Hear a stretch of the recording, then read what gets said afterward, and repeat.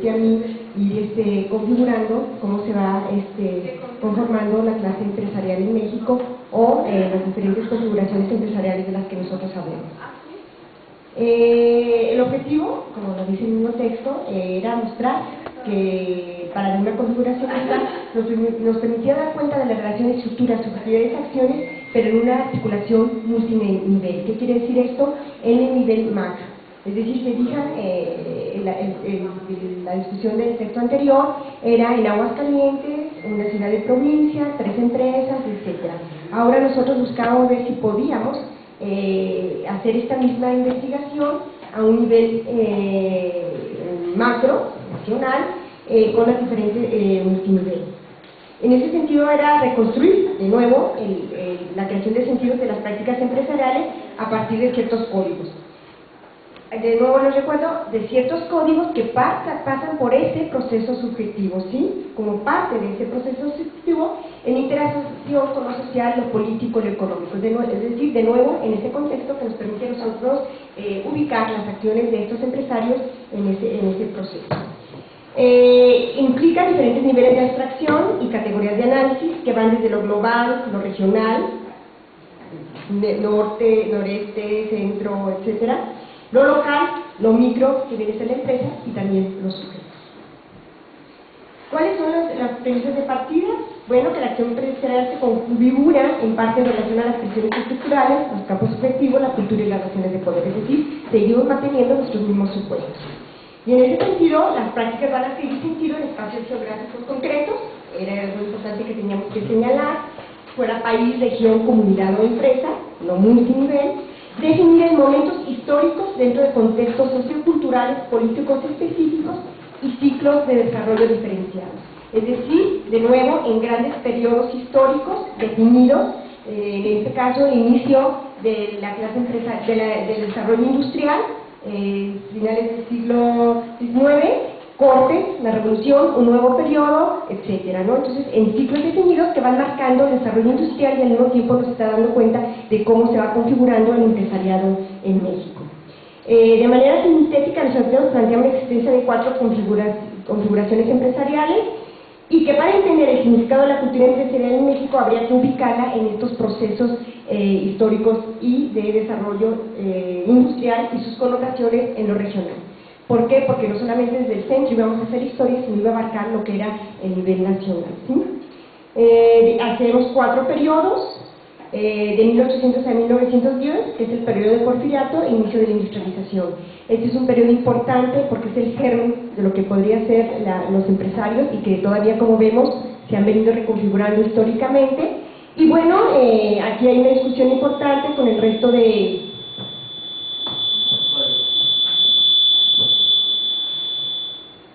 algunos teóricos que nos hacían ver que creían que finalmente era el momento que nos iba a llevar al gran desarrollo industrial y a ser el país del primer mundo desde el Porfiriato. Después volveremos a ver cómo esto con Salinas se vuelve a retomar esas premisas e incluso en la vida de México se llegó a decir de nuevo, resaltar a Porfirio, traerlo y Salinas decir voy igual que Porfirio Díaz, ¿sí? En 1907-1940 la economía se basa en la agricultura y se sientan las bases del nuevo Estado mexicano. En ese sentido nosotros vamos a retomar este periodo, pero simplemente como la relación del Estado y los empresarios, donde la construcción, se podría decir, del nuevo México, de una nación, y simplemente vamos a jalar aquellos aspectos que nos interesan fuertemente en la constitución del empresariado. Es un periodo de conflictos, establecimiento de nuevas relaciones, Estado y empresario, y donde se va a fijar la política laboral que hasta la fecha nos sigue rigiendo en el México de hoy, ¿sí? De 1940 al 70, periodo de sustitución de importaciones, proteccionismo del Estado. Y del 80 al 2004, ruptura y definiciones de la vida empresarial. En ese momento se da el cambio de modelo económico neoliberal, el proceso de reestructuración productiva muy fuerte, modelo maquilador de la industria, un nuevo papel del empresariado y nuevas relaciones de forma de Estado empresario-trabajador. ¿Cuáles son nuestras definiciones de análisis de las configuraciones? Lo étnico-espacial, la relación empresarios-Estado, empresarios, estrategia y cultura. Un poco para decir qué significa lo étnico-espacial. Lo étnico-espacial yo lo estoy tomando como un espacio, no solamente geográfico, sino que implica aspectos culturales, de raza, de prácticas, todo lo que va a configurar una región culturalmente. Y le digo así porque sí veo que hay una diferenciación en lo que había en el noreste de México y lo que hay en el centro del Valle de México. Es un término en discusión, muchos desde la antropología lo étnico, quítale lo étnico, nomás deja un espacio, lo espacial, etcétera. Sin embargo, para mí era importante hacer esta diferenciación, marcarlo, lo étnico, espacial, es decir, se construye todo un espacio étnico con diferentes elementos, tanto estructurales, culturales, subjetivos, de poder, de raza, de etnia, de relaciones y de prácticas, y es por eso que estoy llamando lo étnico espacial. En ese sentido, no solamente es en un sentido restrictivo, sino ampliando a todas esas características. ¿Sí? ¿Qué fundamentación inicial tengo? Bueno, como ustedes vieron, es una crítica a los supuestos teóricos y empíricos sobre la conformación del empresariado en México. Implicó esto, implicó una revisión bibliográfica muy fuerte desde que se escribía en los inicios del siglo XIX, finales del XVIII, XIX, acerca de la conformación de México, pero también del empresariado, buscando también datos estructurales, qué era lo que había sucedido en ese periodo y articulando con lo que a mí me interesaba, ¿sí? La lectura fue muy crítica, como ustedes lo pueden ver en el texto, y eso me daba a mí más ánimos para poder seguir investigando y llevar a la propuesta que estoy presentando. Era un análisis crítico de investigaciones realizadas sobre el empresariado desde diferentes disciplinas, era desde la historia económica, la social, la cultural, la política, la sociológica. Es decir, yo quería empaparme.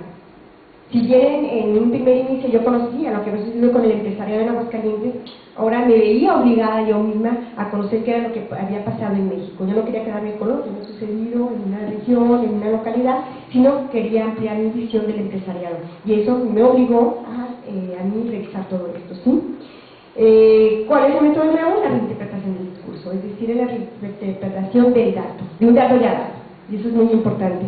Es un dato ya dado, ya analizado, si ya pasó por esa doble hermenéutica también, pero que yo a ese dato lo voy a volver a reinterpretar, ¿sí? Y lo voy a jalar hacia lo que a mí me interesa. Es decir, es una nueva construcción de los datos, donde manejo información económica del país, región, estado, empresa y estadísticas del periodo.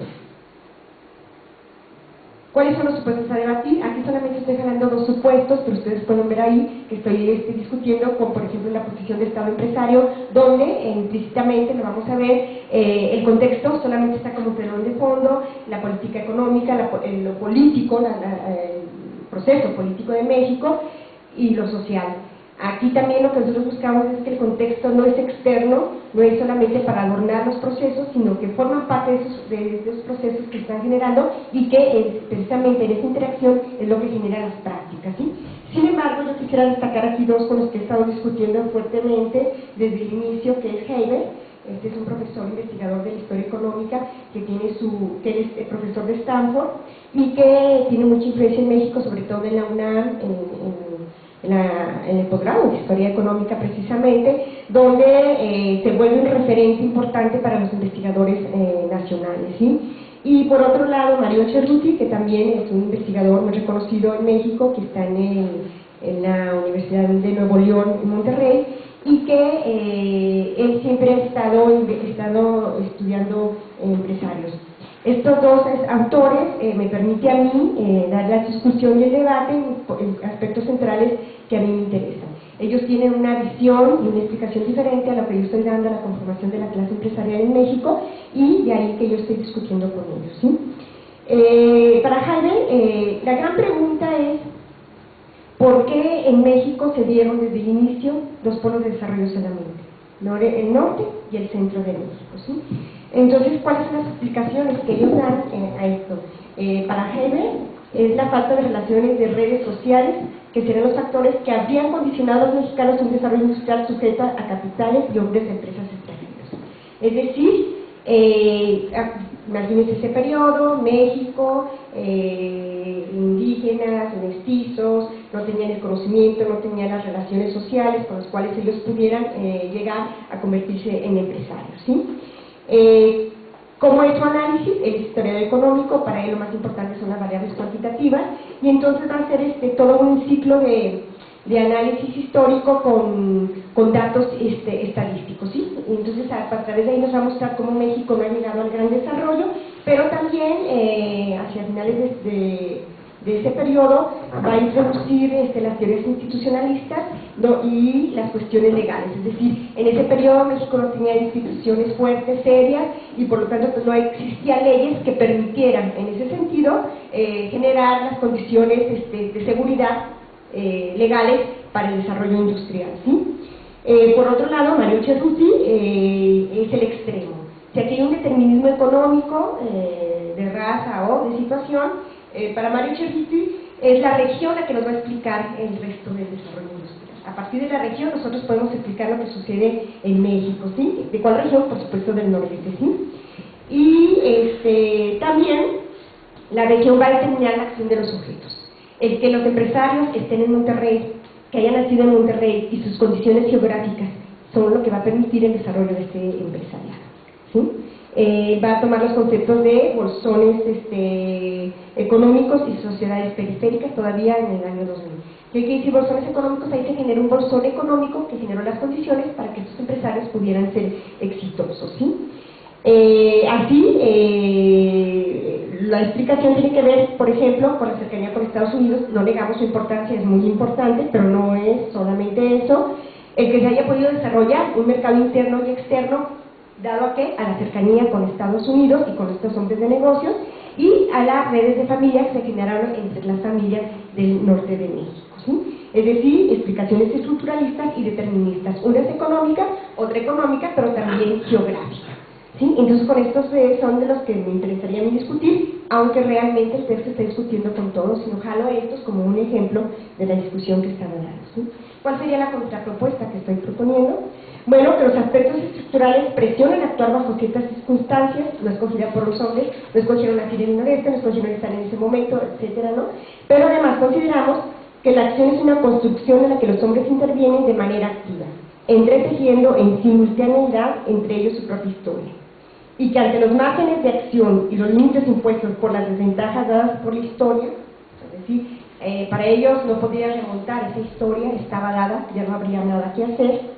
Las estructuras, los sujetos tienen la capacidad de reinterpretar y reconfigurar las acciones dentro de ciertos límites. ¿Cuál es el contexto histórico de las configuraciones?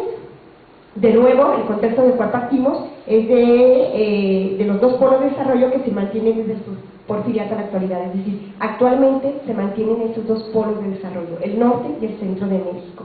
El resto de los estados en México no podemos decir que sean estados con un desarrollo industrial importante, y esto lo podemos ver, el número de empresas que tienen, el número de empleos que generan, la aportación del PIB, etcétera, etcétera. Entonces sí, siguen manteniendo estos dos polos de desarrollo. En Guadalajara, por ejemplo, vamos a tener dos empresas macro con gran influencia, ¿no? Entonces se siguen manteniendo estos polos de desarrollo. En el norte del país, en ese momento contemplamos lo que era Nuevo León, Tamaulipas, Coahuila, Chihuahua, Durango, con ramales San Luis Potosí y Zacatecas. Esto es la región noreste y es lo que en un inicio conformaba una región interrelacionada y que nos podría permitir hablar de ella como un polo de desarrollo. Y lo del centro del país, que abarca Puebla, Veracruz, el Valle de México, Querétaro, Tlaxcala y Jalisco. Esto nos hablaba desde un principio de ubicaciones geográficas diferentes, muy lejanas unas entre otras, de una especialización industrial diferente. Por ejemplo, en el norte, la industria de transformación, que le llamaban la industria pesada en ese momento, vamos a tener las grandes industrias del acero, por ejemplo, que es una industria muy fuerte, la industria pesada, y en el centro vamos a tener la industria textil, tabaco y papel, industrias menos pasadas, pero finalmente industrias, ¿sí? Pero también estas regiones nos hablaban de empresarios diferentes. ¿Qué pregunta nos hacíamos? ¿Por qué se conformaron solo dos polos de desarrollo en México? ¿Qué aspectos permitieron la formación de una élite empresarial hegemónica en el norte del país de México? ¿El modelo cultural de familia es condicionante para la consideración de una élite? Es decir, se le daba un peso muy importante, casi determinista a la familia. Vamos a ver el peso que tiene. ¿Qué códigos culturales configuraron el empresariado mexicano y cómo se diferenciaron por regiones? Y si cambiaron estos códigos en el siglo XX. ¿Cuál es el contexto de auge económico industrial en la región noreste de 1890 a 1910? Bueno, fue una inversión fuerte de empresarios, principalmente de Monterrey económica, es decir, los empresarios de Monterrey invertían desde ese periodo, ¿sí? Algo muy importante y muy novedoso para ese periodo fue la unión de capitales, es decir, los empresarios se unieron en una bolsa, se puede decir, donde juntaron los capitales regionales de todas estas zonas para crear y fundar por primera vez en México, la gran compañía industrial jabonera. Es decir, eso no había sucedido, era la primera gran compañía y se volvía el eje y el centro de desarrollo económico del noreste, pero con un impacto muy fuerte hacia México y hacia el exterior. Van a crear empresas bajo el régimen de sociedades anónimas, también es algo muy novedoso, estamos hablando en 1890, 1910, era algo que estaba empujando fuertemente, y van a crear, por ejemplo, grandes empresas como el Banco Minero, otros bancos, el Banco de Hidalgo y Cementos Hidalgo. Es decir, había un auge industrial, iniciaba un auge industrial, pero también auge económico en esa zona. Y la laguna se convertiría en el principal productor de algodón, que no solamente era para el interno, sino más bien era hacia el externo, exportaba hacia Estados Unidos, posteriormente con la guerra también va a exportar hacia Inglaterra y otros países del mundo, ¿sí? ¿Qué es lo que nos permite explicar a nosotros el desarrollo industrial de esta región? Primero, que inició con un capital nativo de arraigo regional que les permitió identificarse como élite con fuertes lazos familiares y culturales. Es decir, el capital de estas iniciales empresas no solamente fue parte de, como dice Heber, de un capital que viene de empresarios extranjeros, sino que los empresarios, o bueno, los que se van a convertir en empresarios, también eran nativos y también invirtieron en ese capital, ¿sí? Un capital que para ellos era de arraigo, no era extranjero y que les iba a permitir a ellos sentirse dueños de las empresas, pero aparte seguir siendo hasta la actualidad un elemento que les permite identificarse como parte de los de Monterrey, ¿sí? Establecer una relación económica y política con el gobierno local, esto fue muy importante porque estaba en construcción México. En 1890, 1910 estaba Porfirio Díaz, movimientos, llega Vidaurri y finalmente va a establecer en Monterrey la capital política y económica de esa zona y van a establecer por primera vez una relación con el gobierno directamente, ¿sí? A partir de ahí vamos a ver cómo se va a generar una relación de oportunismo y de bastante conveniencia para los empresarios, ¿sí? La cercanía con Estados Unidos de Norteamérica que permitía comerciar y exportar. No solamente comerciar y exportar, sino también les permitía jalar ciertos códigos, beberse de ciertos códigos culturales de la vida de Estados Unidos, que les también va a formar parte de esos códigos que ellos van a resignificar en su vida empresarial. Y una cultura regional materializada en los códigos del esfuerzo, autoridad, pragmatismo y espíritu de conquistadores. ¿Cómo se logra esto? ¿De qué premisa partimos aquí? Bueno, partimos del supuesto que la región noreste configura una región no solamente comercial y geográfica, sino que logra conformar una cultura regional que les da identidad. Desde el principio del siglo XIX, configurando una ética de trabajo profesionalizante parecida a la ética puritana. Aquí de nuevo, bueno, estoy discutiendo, como se pueden ver, con estos autores. Es decir, para ellos era no solamente una región económica generada por bolsones económicos y determinada por una ubicación geográfica. Aquí lo que estoy diciendo yo que esto permite generar esto, porque no solamente es eso, sino es una región integrada culturalmente. ¿Qué quiere decir? Que tiene compartiendo ciertos códigos que para ellos son importantes y que los identifica como una región cultural. ¿Qué nos permite explicar estas acciones emprendidas por estos empresarios? ¿Por qué se da en esta región este desarrollo industrial? Y es aquí cuando yo digo lo que nos permite a nosotros explicar esto, entenderlo, es la construcción de un espacio único espacial, como primer punto, ¿sí? ¿En qué consiste esta configuración? Incluye un clima del desierto, la lejanía geográfica, la capital virreinal, el ataque continuo de los apaches,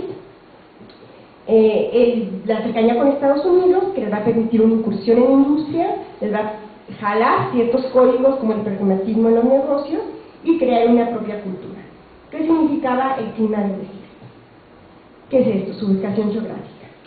Bueno, los que han ido todavía, van ahorita hacia el norte de México, pues vamos a encontrar pues, un desierto con temperaturas extremas, en el día un calor tremendo que no se puede aguantar, en la noche mucho frío, no hay mucha agua, hay grandes periodos de sequía. Ahorita tenían 8 años de sequía, este año ya les llovió, pero imagínense ustedes en ese periodo, ¿sí? Y la agricultura se daba con dificultades, es decir, había condiciones por la misma geografía en la cual estaban ubicados estos empresarios que les hacía difícil la vida, ¿sí? En lo económico, lo único que podían desarrollar ahí era una ganadería extensiva, lo que hay es un césped muy poquitito, ramas muy secas ahí.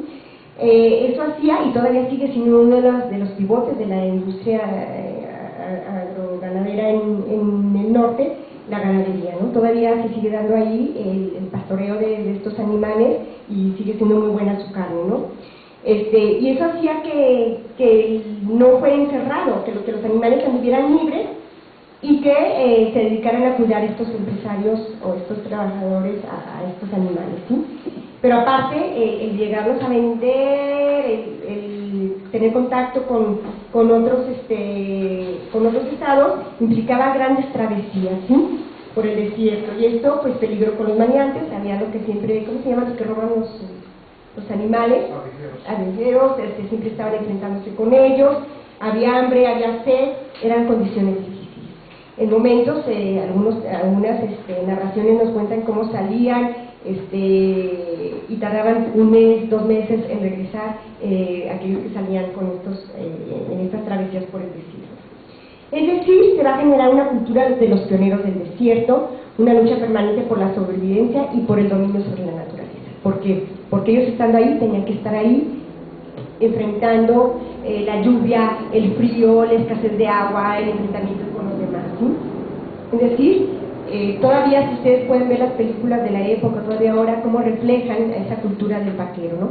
Sobre todo los americanos, cómo es una lucha de constante, estar ahí metiéndole trabajo, ¿sí?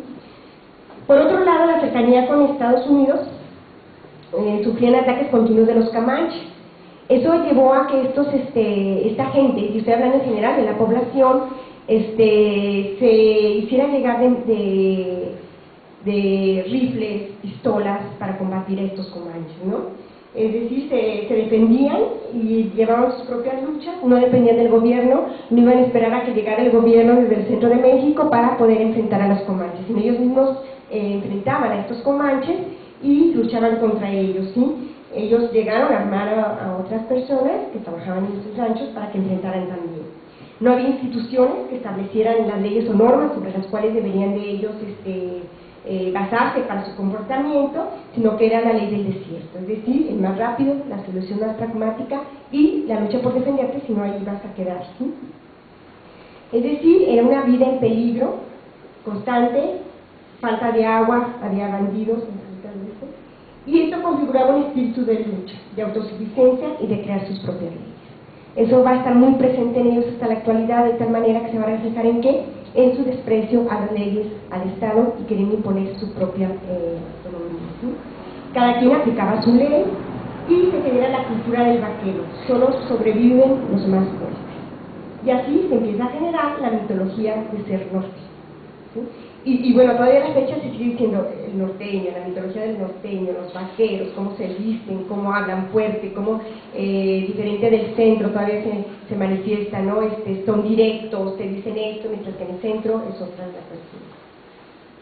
¿Qué implicó la lejanía geográfica con la capital virreinal? Pues dio a la población la posibilidad de generar su propia cultura del trabajo. Es decir, no estaban cerca de la capital, no había una relación directa. Se mandaba una carta para consultar al gobierno central y bueno, se tardaba 3 meses, cuando llegaba la respuesta ellos ya tenían que haber solucionado muchos de sus problemas, ¿no? Entonces no había una cercanía, pero tampoco había en cómo se llevaban las relaciones de trabajadores, patrones, con el gobierno, etcétera, ¿no? Entonces ellos no van a buscar reproducir una idea cultural heredada de la colonia, cosa que en el centro sí se va a dar, ¿sí? Y van a configurar su propia ética del trabajo con el esfuerzo. La influencia social y cultural de sucesión y simulación a lo extranjero que se da en el centro de México se va a objetivar de manera diferente la cultura al centro, ¿sí? Es decir, ellos no van a vivir lo esclavizante de vivir cerca de la cultura virreinal. Estas condiciones van a ser redefinidas por estos empresarios en la lucha por la sobrevivencia, tenacidad por alcanzar el éxito, es decir, yo tengo que lograr comer, yo tengo que lograr vencer a los apaches, yo voy a tener que lograr abrir un pozo, etcétera, etcétera, ¿sí? Pero también se va a generar una idea de tenacidad por alcanzar el éxito, para lograr lo que realmente están ellos necesitando, como un principio, como una necesidad, ¿sí? La conquista por tener que beber y comer, es decir, ellos tenían que luchar en ese campo para tener que comer y beber. Y el esfuerzo, cuesta tanto obtener algo que hay que cuidarlo. Y aquí se va a generar un código importante que es muy valorizado todavía en la región, que es el código de la austeridad. Para nosotros es muy fácil decir, los de Monterrey, los del norte son unos tacaños, y es algo que continuamente estamos diciendo, son unos tacaños, no quieren hacer esto, etcétera, etcétera. Bueno, habría que rascar hacia atrás y decir, pero ¿por qué les decimos tacaño? En lo coloquial les decimos tacaño, pero ¿qué implica ser tacaño en el norte? Y bueno, significa eso, que a ellos les ha costado mucho trabajo, lo están jalando, ¿sí? Es una resignificación de algo del pasado, que es un valor muy sentido en ellos. Cuesta tanto hacer algo para la familia que hay que cuidar. Y entonces de ahí que ellos se conviertan en, generalmente decimos, los tacaños de Monterrey, ¿sí? Otro código muy importante va a ser el valor familiar, ¿sí? Pero el valor familiar dentro de una relación patriarcal que se convierte en un patrimonialismo en la relación de los trabajadores. Y aquí es importante destacar que si bien la mujer no va a tener una función productiva, no va a estar dentro de las acciones productivas de las empresas, todavía hasta la fecha es muy difícil encontrar, forman parte de los consejos, etcétera, pero no están realmente como una actividad, parte productiva, activa de las empresas, sí va a cumplir un papel muy importante que para el norte es muy importante, ¿sí? Se va a responsabilizar de la educación de los hijos, pero muy cuidada esa educación, ¿sí? Es decir, a qué escuelas van a ir, con quiénes se van a juntar, qué películas van a ver, qué actividades van a realizar, etcétera, etcétera, ¿sí? La labor del hogar y una función social. Organizaba la vida social, religiosa y extrafamiliar. Y esto es importante porque a partir de ahí ellas van a establecer las relaciones con las otras familias empresariales. Ellas van a suavizar las relaciones empresariales con las otras familias y van a hacer el vínculo, en la mediación entre esta unión de capitales. Es decir, no están en la vida productiva, pero sí son parte importante para la reproducción de esta clase social en el norte del país, ¿sí? Esto que nosotros estamos viendo que se da a nivel de familia, vamos a ver cómo es trasladado luego a una pretensión de imponer a nivel regional estos valores y estos principios que formaban parte de ese grupo cercano. Estas condiciones estructurales, la forma como viven, enfrentan estas condiciones la población, genera una ética del trabajo parecida en parte a la ética puritana. El trabajo se convierte en un valor sagrado, pero a diferencia de la ética puritana debe generar un bien, es decir, una riqueza. Si bien en la ética puritana, tal como la vemos, era la profesionalización, tenía otro sentido, aquí no solamente es eso, sí es la profesionalización de la actividad empresarial, pero también generando un bien, una riqueza. Así, el trabajo va a tener el significado del esfuerzo, pero también de la ganancia. No hay que olvidar que son empresarios, ¿no? Pero no solamente eso, sino que va a tener otros satisfactorios. El dominio sobre la naturaleza y sobre el comercio. Es decir, no solamente es ganar el dinero, sino ser los que dominan, los que controlan, los que están fijando las pautas hacia dónde seguir, ¿sí? Viene de una conquista permanente sobre la naturaleza, sobre lo que significa un reto. Es decir, toda esa vivencia que tienen ellos a finales del siglo XVIII, principios del siglo XIX, que se extiende a finales del siglo XIX, es resignificado esas vivencias que tienen que ver con esa interacción con lo estructural. Así, la visión empresarial que se empieza a generar desde ese periodo va a adquirir no solo el sentido de la combinación del capital o la fortuna, es decir, no solamente voy acumulando, solamente voy generando una riqueza, sino que también en el riesgo, la innovación, el arraigo del capital y de la inversión. Así, el trabajo se va a volver un valor sagrado que debe generar el bien y no solamente el valor de la profesión. No solamente van a acumular capital, opulencia o contemplación de lo que ellos están generando, sino que la posesión de tierras va a implicar fertilidad, producir y generar riqueza. Así, las grandes innovaciones que estaban sucediendo en ese momento en Estados Unidos, es su referente más cercano, la van a llevar hacia el riego en sus tierras, ¿sí? Van a generar desde ese momento sistemas de crianza sofisticados que están jalando también desde el norte y van a tener una expansión del mercado hacia el mercado externo. Estos códigos, autonomía, independencia y control, se van a estar, por ejemplo, como en las asociaciones con capitales extranjeros, porque los hubo, ellos van a seguir manteniendo la autonomía, y esto se sigue dando hasta la fecha. Es decir, en esas sociedades anónimas, ellos van a formar parte de los consejos administrativos, ellos van a buscarse los directores de las empresas, van a estar presentes siempre en las decisiones, ¿sí? No les va a dar miedo invertir, y esto se va a deber a dos códigos importantes, ¿sí? A la confianza y pragmatismo, ¿en qué? En los códigos acuñados en la comunidad y en la familia. ¿Qué les va a dar seguridad? Invertir con aquellos que les dan confianza y seguridad. Y es ahí donde la unión de capitales entre familias va a cumplir un papel muy importante. Es decir, va a estar mediana para compartir riesgos de una asociación legal. Es decir, yo me caso con una familia que tiene un capital igual que yo, que es igual que yo, y a través de una asociación legal eso nos va a permitir sortear los peligros que puede haber en una inversión de alto riesgo, ¿sí? Sin embargo, consideramos que hay un valor entendido, que es la valoración de la confianza entre iguales. ¿Qué significa esto? Reconocerse como pertenecientes a una misma clase, con una misma cultura, con los mismos valores basados en la lealtad y la confianza. Ellos no van a relacionar sus capitales con aquellos que no tienen confianza, con aquellos que no forman parte de la comunidad, ¿sí? Y los del norte son los del norte, y se fijan, siempre hay un enfrentamiento entre el resto de México y los norteños. Es decir, estos códigos generados se van a generar dentro de la comunidad, dentro de la región, dentro de aquellos que se sienten cercanos, donde ellos mismos han compartido las luchas.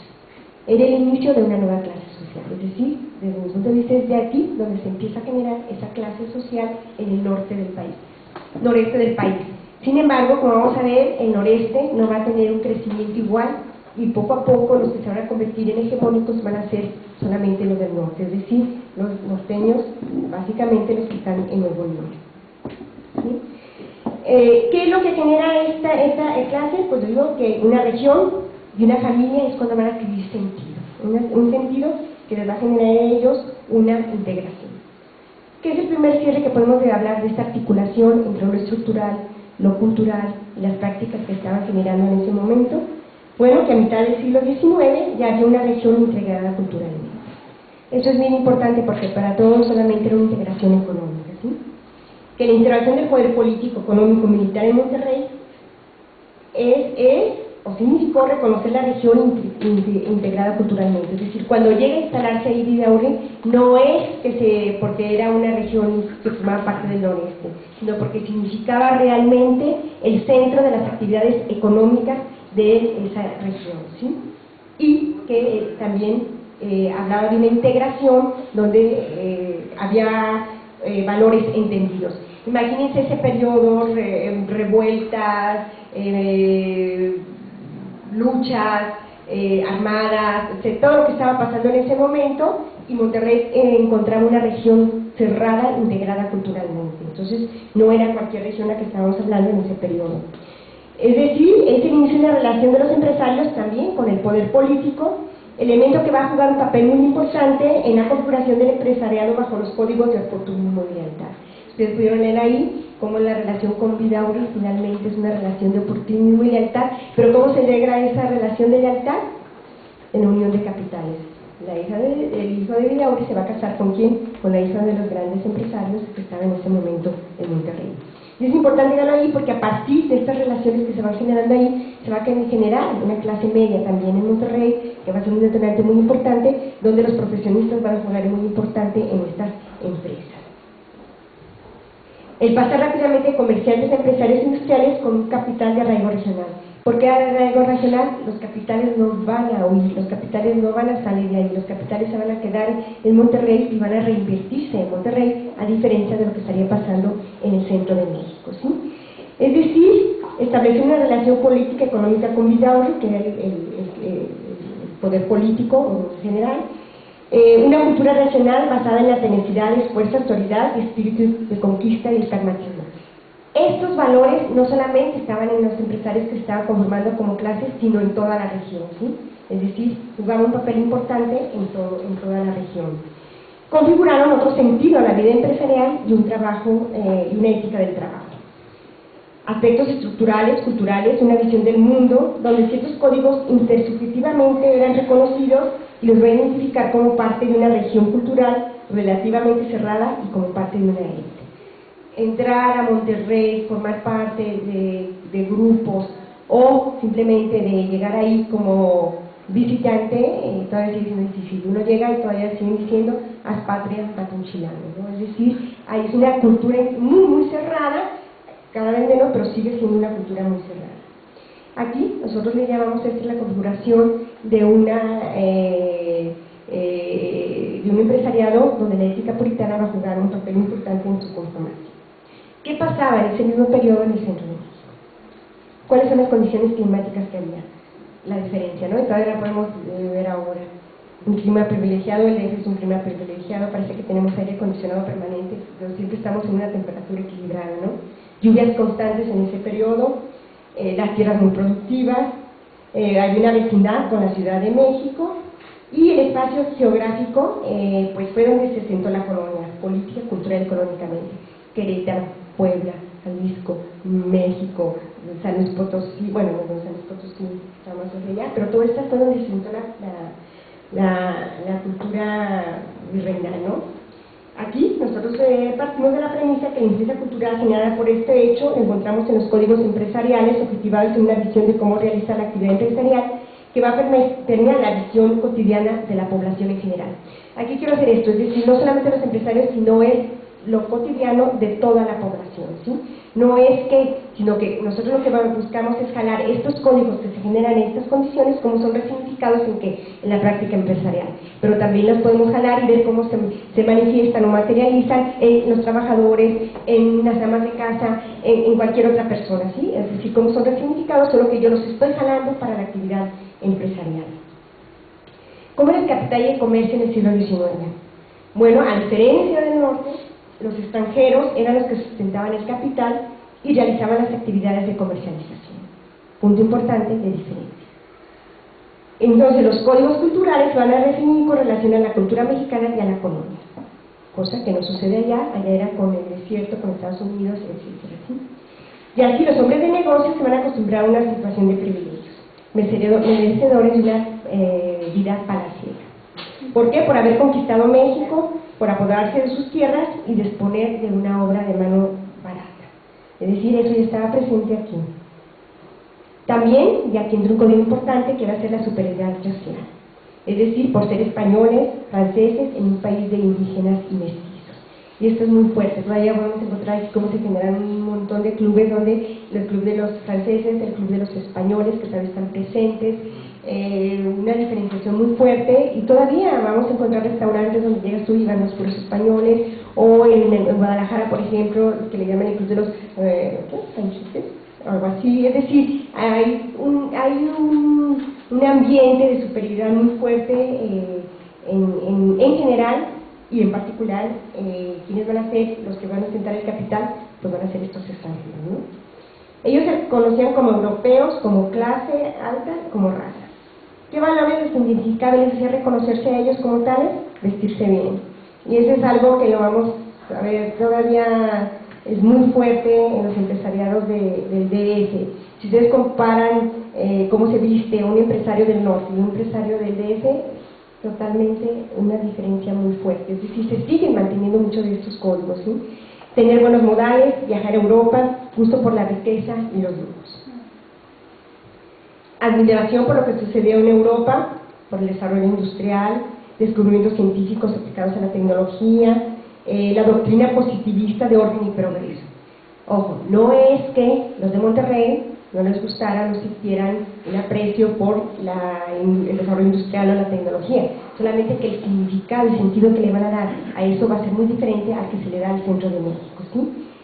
El industrial van a aplicar estos avances en la empresa. ¿Cómo se va a ver en las prácticas? Pues mandan a estudiar a sus hijos a Francia, a Inglaterra, regresan con profesión, pero no en la industria, no en los negocios, sino en el arte, la literatura y la filosofía. ¿Por qué? Porque lo bueno era, lo reconocido eran los buenos modales, ser culto, el conocer de música, de literatura, y bueno, en Puebla eso sigue siendo muy fuerte todavía de forma general, ¿sí? Es de ser empresario reconocido, que significaba haber viajado a Europa, hospedarse en los mejores hoteles, ser amigo o ser emparentar con la nobleza, tener buenos modales y pertenecer al círculo cercano de Díaz. En Monterrey pues no había el gobierno, no estaba Díaz, no había eso, era todo muy, podríamos decir, sencillo, simple a lo que estaba sucediendo en el centro de México, ¿sí? En el Valle de México. Ser reconocido en la práctica era sentirse europeo en tierras mexicanas, es decir, soy europeo y ya es la diferencia que existe con ustedes, ¿sí? Y esto nos llevaba a reproducir una vida en relación con estos códigos.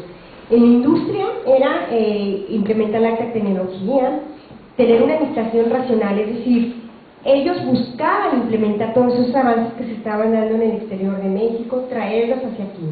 El punto es preguntarnos con qué significado era llevado estos aspectos a la empresa, ¿sí?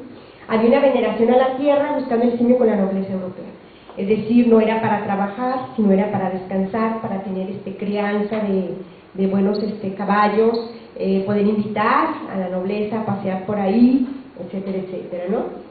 Y los viajes, el objetivo no era conocer esos adelantos, sino simplemente el placer, la diversión, el codearse con gente de la nobleza o gente reconocida a la par que ellos, ¿sí?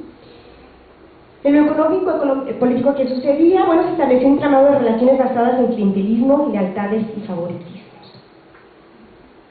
Corrupciones y racismo. Es decir, no es lo nuevo lo que nos está pasando ahora, sino que lo seguimos y lo vivimos arrastrando, resignificado y tomando diferentes prácticas actualmente. ¿Cuál era el sistema político que se había generado en Porfirio Díaz? Pues era basado en la mediación personal.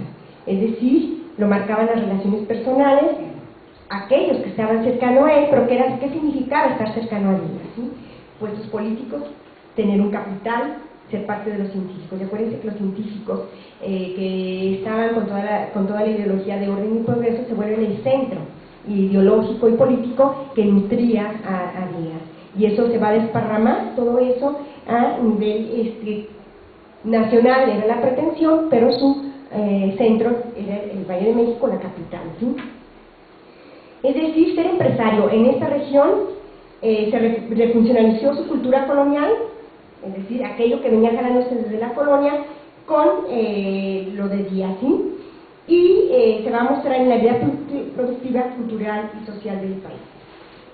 ¿Qué los reconocía como élite? Y aquí tenía dos aspectos. Uno, pertenecer al grupo selecto de Díaz.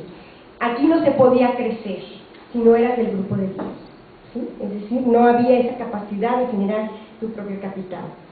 Tener capital para invertir, un estilo de vida propio y formar parte de las sociedades anónimas. Pero también implicaba la construcción de un espacio no solamente económico, sino social también, ¿sí? Arquitectónico. Por ejemplo, crearon sus propios espacios de diversión, cambiaron el carnaval por el desfile. Aquí en México había carnaval, ahora es el desfile. Se introdujo el festejo de Año Nuevo, era algo que no se hacía en México. Y un tipo de arquitectura. Así puede ver, por ejemplo, en la colonia Roma, toda esa arquitectura tipo francés que va a jugar un papel muy importante. Eso que hacía, pues los hacía identificarse como parte de una élite política, económica y social. Eran muy diferentes. El vestido también era algo que los identificaba como parte de esa élite, ¿sí? Están las fotos donde se ve Porfirio Díaz, donde se ve la esposa de Porfirio Díaz y su grupo de allegados, y vestían totalmente al estilo francés. De ahí que una de las partes importantes de lo que llegaba a México, de lo que se importaba eran las telas, los carruajes, para poder vivir y reproducir un estilo de vida al estilo europeo. Es decir, todas estas actividades todas estas prácticas que se generaban, era legitimar su presencia como clase diferente. Y desde aquí también tenemos que se conforma pues una clase empresarial diferente al resto de las otras clases que se estaban generando. Aquí la pregunta que nosotros nos hacemos es si la implementación de alta tecnología fue resultado de una racionalización de su quehacer empresarial o como resultado de sus pretensiones europeizadas. Aquí, para nosotros, los datos que jalamos, datos estadísticos que jalamos de ahí, pues hay una subutilización de la planta productiva. Es decir, se jalaba la tecnología, se jalaba la administración científica racional a sus empresas, pero finalmente no expandían más su producción, no eran más intensivos, sino simplemente era como una idea de tener lo último. ¿Para qué? Pues para presumir ante guías, ante el grupo selecto, ¿sí?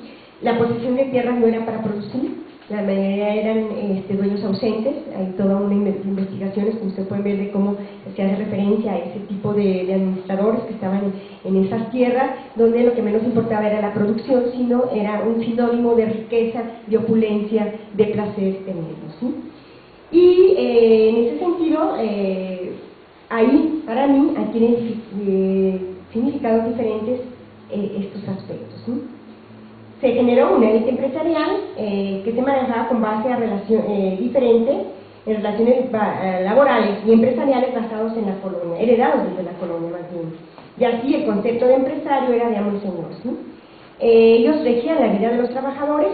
Podemos ver infinidad de textos, de investigaciones o de literatura o películas de cómo se da esa relación entre el patrón, el trabajador en el campo, y cómo es reproducida finalmente o es utilizada, llevada a las empresas, ¿sí? Aquí es muy importante ver también cuál era la idea de los trabajadores que se tenían en ese momento, ¿sí? Y que bueno, todavía cuando nosotros vemos en los periódicos cómo se refieren a muchos trabajadores, vamos a ver cómo está impregnado de estos valores, ¿sí? Flojo, borracho y lujurioso. Sí, esa era la concepción del trabajador. Pero no solamente era de los empresarios, sino también era de los políticos. Y aquí estoy citando a uno de los políticos que formaba parte del grupo cercano de Díaz y que formaba parte de ese tipo de los iluminados, que eran los que propagaban la idea de orden y progreso, ¿sí? Es decir, no había un reconocimiento de que había otras clases sociales, que las otras clases sociales tenían otros valores, otra forma de divertirse, otra forma de relacionarse y otra forma de vivir la vida, ¿sí? Y así no reconocían que había indígenas, que había mestizos o que había criollos que se manejaban de diferente manera. Tachaban a los trabajadores de rebeldes, obstinados, anárquicos. En ese sentido, para ellos, la clase social reconocida, y es importante porque mientras en el norte la clase social reconocida iba a ser los empresarios, en el centro iban a ser los hacendados, los comerciales, los industriales, los políticos y los militares, ¿sí? Entonces, si se fijan, estamos viendo cómo hay unas diferencias muy fuertes de cómo se va generando en el norte y en el centro esta clase, ¿sí? Donde el máximo reconocimiento eran los que poseían clase, cultura y los que tenían capital. Un segundo cierre de este periodo, comparando lo que sucedía en el noreste y lo que estaba sucediendo en el centro. Bueno, pues que tenemos una visión configurada con relaciones establecidas desde la colonia. Se materializan relaciones laborales en condiciones precarias, bajo salarios y un código muy importante, la desconfianza. Siempre va a existir la desconfianza hacia los trabajadores, ¿sí?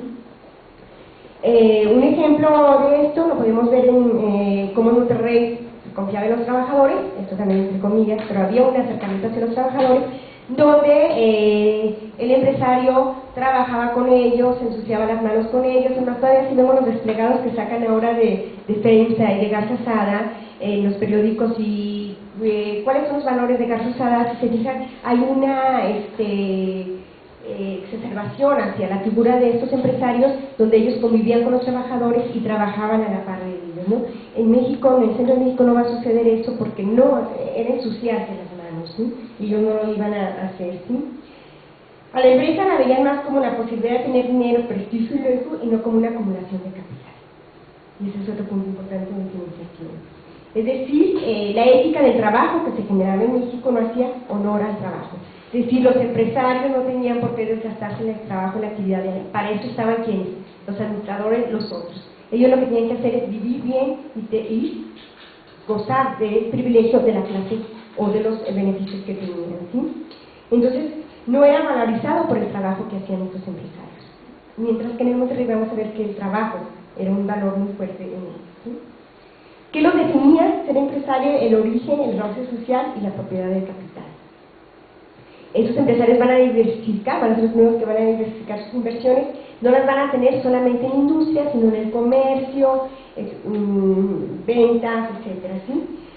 Y ¿cuándo van ellos a invertir? Cuando tienen la seguridad de que el gobierno los iba a respaldar. Y de nuevo aquí vemos la comparación, mientras que el norte, la seguridad le daba la propia comunidad que ellos habían generado en la relación entre las familias, en el centro iba a ser el gobierno que les iba a dar esa seguridad. Y de eso vamos a ver cómo se va a reflejar en las acciones o en las prácticas que van a llegar, ¿sí? Es decir, los códigos culturales establecidos de esta configuración empresarial se va a generar una configuración depredadora y palaciega, que posteriormente la vamos a ver cómo se va a configurar en una configuración de superestación en el Estado. Es decir, se va a generar un ethos de la cultura palaciega en el trabajo. ¿En qué consistían estos códigos? Bueno, la empresa era depredada, se extraía lo máximo para disfrutar de viajes, de días de campo, carruajes, o bien si modelizaban a las empresas, lo hacían como una imitación, con una visión empresarial no basada en el trabajo.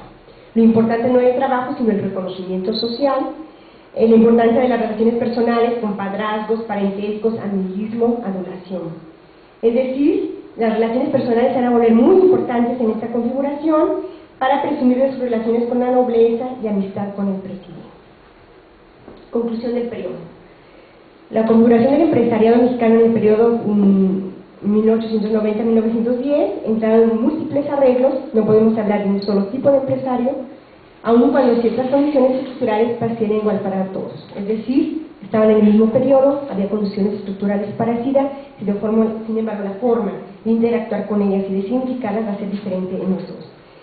La política de Díaz pasó por un proceso subjetivo de significación de acuerdos a la historia, a la cultura de la región, a la nación y a las relaciones de poder, ¿sí? Pero también hay límites sociales a este crecimiento. Y un límite social tiene que ver con las crisis y un modelo basado en la justicia social. Y el límite estructural, porque un límite estructural y social de un eje economía industrial que se estaba configurando en ese periodo vino a ser la revolución. Y ahí vamos a encontrar cómo los empresarios van a huir de México, ¿no? Nos vamos a quedar sin empresarios, las empresas van a dejarlas, las van a dejar a que la manejen unos luchadores y van a huir. Es decir, todo aquello que nos va a llevar al gran desarrollo industrial, pues fue cortado por la revolución industrial, ¿sí? Y entonces, ¿qué pasa después de la revolución industrial? Fuga de capitales, empresas destruidas y los empresarios huidos de México. ¿Qué pasa en el segundo periodo? De 1940, que va a abarcar el periodo de la posrevolución. Va a haber luchas y acomodos políticos, económicos en México, activismo y movilización social fuerte, ¿sí? A finales de los años 20, tres acontecimientos van a influir en México y sobre todo en el empresariado que se desarrolla en el noreste y en el centro de México. Va a ser un cambio generacional, tanto en el centro como en el norte van a morir o ya no van a ocupar los puestos directivos estos empresarios que nacieron y que se hicieron en el porfiriato, sino va a llegar nuevas generaciones. La aprobación de la Ley Federal del Trabajo con Cárdenas y el inicio de una relación precorporativa entre el Estado, sindicatos, organizaciones y campesinos. Estos hechos van a marcar este periodo del 7 al 40 y va a redefinir la relación empresarial con el Estado y los trabajadores. ¿Qué impactos se dan? Se da un impacto en la actividad empresarial y laboral, en la relación Estado-empresarios. Se va a generar un nuevo Estado. Se va a dar enfrentamientos del Estado, de los empresarios de Monterrey principalmente, donde se va a generar una acción colectiva por el empresariado. Única vez que se va a generar una acción colectiva, ¿sí? Se va a generar el primer sindicato, movimientos sociales, va a haber huelgas, y estos hechos van a implicar significados diferentes en las configuraciones que nosotros estamos marcando. Como se fijan, aquí lo que yo estoy tratando de marcar en esto, hay muchas cosas que ver, pero yo simplemente estoy jalando aquellos aspectos estructurales que están marcando, con los cuales la población y los empresarios en particular van a estar interactuando, van a resignificar y se van a traducir en prácticas en la vida empresarial. En lo económico va a ser un proceso de reconstrucción de la nación, Va a haber nuevas empresas, nuevos empresarios y un grupo diferente empresarial. Es decir, hasta ahorita tenemos los nacidos en el porfiriato que van a generar sus empresas en el norte con un arraigo regional muy fuerte, en el centro de México con una conformación de extranjeros muy fuerte, con una diversificación en sus empresas, ¿sí? Tenemos la configuración puritana que viene desde el porfiriato, que buscaba erguirse en este momento como una élite empresarial de México por revolucionario, los empresarios de Monterrey, la configuración palaciega del centro de México, pero un nuevo grupo salido de la revolución y que venía en contra de la inversión extranjera. Entonces esto se empieza a complejizar y ya no podemos hablar solamente de estas dos configuraciones o de estos dos grupos. Estos grupos se van a reconfigurar al interno, como vamos a ver hacia más adelante. Es decir, es el inicio de la reconfiguración de la clase empresarial, marcada por el enfrentamiento entre el Estado y los empresarios de Monterrey, sobre quienes deberían regir la vida económica del país, la reconfiguración de la configuración puritana en una configuración de familia patrimonial y la búsqueda del objetivo principal, la subordinación del Estado a los intereses de los empresarios. Es decir, un momento de mucho activismo político de los empresarios. Aquí vamos a ver cómo en ese momento la configuración empresarial de acumulación puritana patrimonial del Estado del Noroeste, la relación obrero-patronal se basaba en relaciones patrimoniales regidas por la lealtad a la empresa y al empresario, ¿sí? Es decir, ellos no tenían una relación contractual, una relación laboral que hiciera relación con hay un horario en esto, sino que todo era una relación que la fundaban en la lealtad, en el trabajo a la empresa y a ellos, ¿sí? Pero por otro lado, en ese momento el Estado buscaba tomar la autoridad en ese punto y buscaba controlar y representar a los intereses de los trabajadores a través de una relación corporativa. Es decir, el enfrentamiento viene a ver quién va a regir la vida laboral de los trabajadores en ese momento, ¿sí? Esto va a llevar a enfrentar a los empresarios del norte en una ofensiva muy fuerte, pero también va a ser el inicio de la creación de las cámaras empresariales, el norte Coparmex y en el centro Canacillo. Es decir, los empresarios también van a empezar una relación corporativista entre ellos mismos a la creación de sus propias cámaras. Es decir, es un periodo movido, quién va a ser el representante, quién va a ser el que va a hablar con el Estado, quién va a fijar las leyes de cómo llevar la relación laboral en ese periodo. En ese sentido, para los del norte, la relación con el Estado va a adquirir dos sentidos, ¿sí? Autonomía frente al Estado, un postado ideológico desde que van a jalar, desde el primer periodo que digo yo, es decir, nosotros somos autónomos, nos podemos mandar un postulado ideológico, porque finalmente vamos a ver cómo lo que ellos van a buscar es una libertad de hacer lo que quieran, pero finalmente que el Estado esté proveyendo es lo que necesita. Y político en el sentido del oportunismo, concesiones y privilegios. Es decir, dame autonomía, pero ¿sabes qué? Dame las concesiones, no me cobres los impuestos, dame privilegios, ¿sí? Es decir, por ejemplo, este enfrentamiento nosotros que va a tener sus inicios en este periodo, que venía dado de otra manera en un primer periodo, se va a manifestar hasta los años 80 por ejemplo, en los 30, el enfrentamiento con Cárdenas muy fuerte y la no aceptación por parte de ellos de la aprobación de la Ley Federal del Trabajo, ¿sí? Va a haber un fuerte enfrentamiento, Cárdenas va a ir a Monterrey, va a hacer el enfrentamiento, se va a generar la primera huelga y finalmente Monterrey no va a aceptar eso. A partir de ahí también vamos a ver cómo se van a generar diferentes formas de llevar las relaciones laborales. En los 70 con Echeverría, todos sabemos todo el movimiento social que hubo por parte, la acción colectiva que hubo por parte de los empresarios, enfrentamiento, manifestaciones, agrupaciones de los empresarios, y a finales de los 70 y principios de los 80 con López Portillo. ¿Quiénes eran los generadores de esto? Los del norte de Monterrey, ya francamente puestos a la cabeza, el noreste ya no tenía que decir como región mucho, sino eran los empresarios de Monterrey, ¿sí? Y ellos a partir de ahí van a hacer esa avanzada. Para ellos el Estado debería proporcionar las condiciones y ellos aprovecharlas. A la sociedad quería imponer su ideología, imponer una cultura y convertirse en los reguladores de la vida colectiva, del norte y específicamente de Nuevo León, aunque su pretensión era a nivel nacional, ¿sí? ¿Qué significaba eso? Bueno, ser los reguladores de la vida colectiva significaba abarcar lo social, reforzar su ideología a través de la educación. Apareció la educación tecnológica, apareció por la educación tecnológica, la administración y la disciplina en el trabajo, su referente Estados Unidos. Y a partir de ahí ellos van a generar sus propias escuelas, van a generar al interno de sus empresas sus propios centros de capacitación, ¿sí? Van a crear sus propios cuadros profesionales y van a inculcar una ideología, y sobre todo se van a dirigir a la clase media, porque la clase media son la que va a formar parte y van a ellos a enviar a esa clase media a enfrentar también al Estado. ¿Por qué? Porque la clase media va a ser la que va a formar parte de sus equipos profesionales que van a estar trabajando en su empresa. Ellos son los que van a estar en contacto con los trabajadores y entonces a partir de ahí se van a convertir en un elemento muy importante.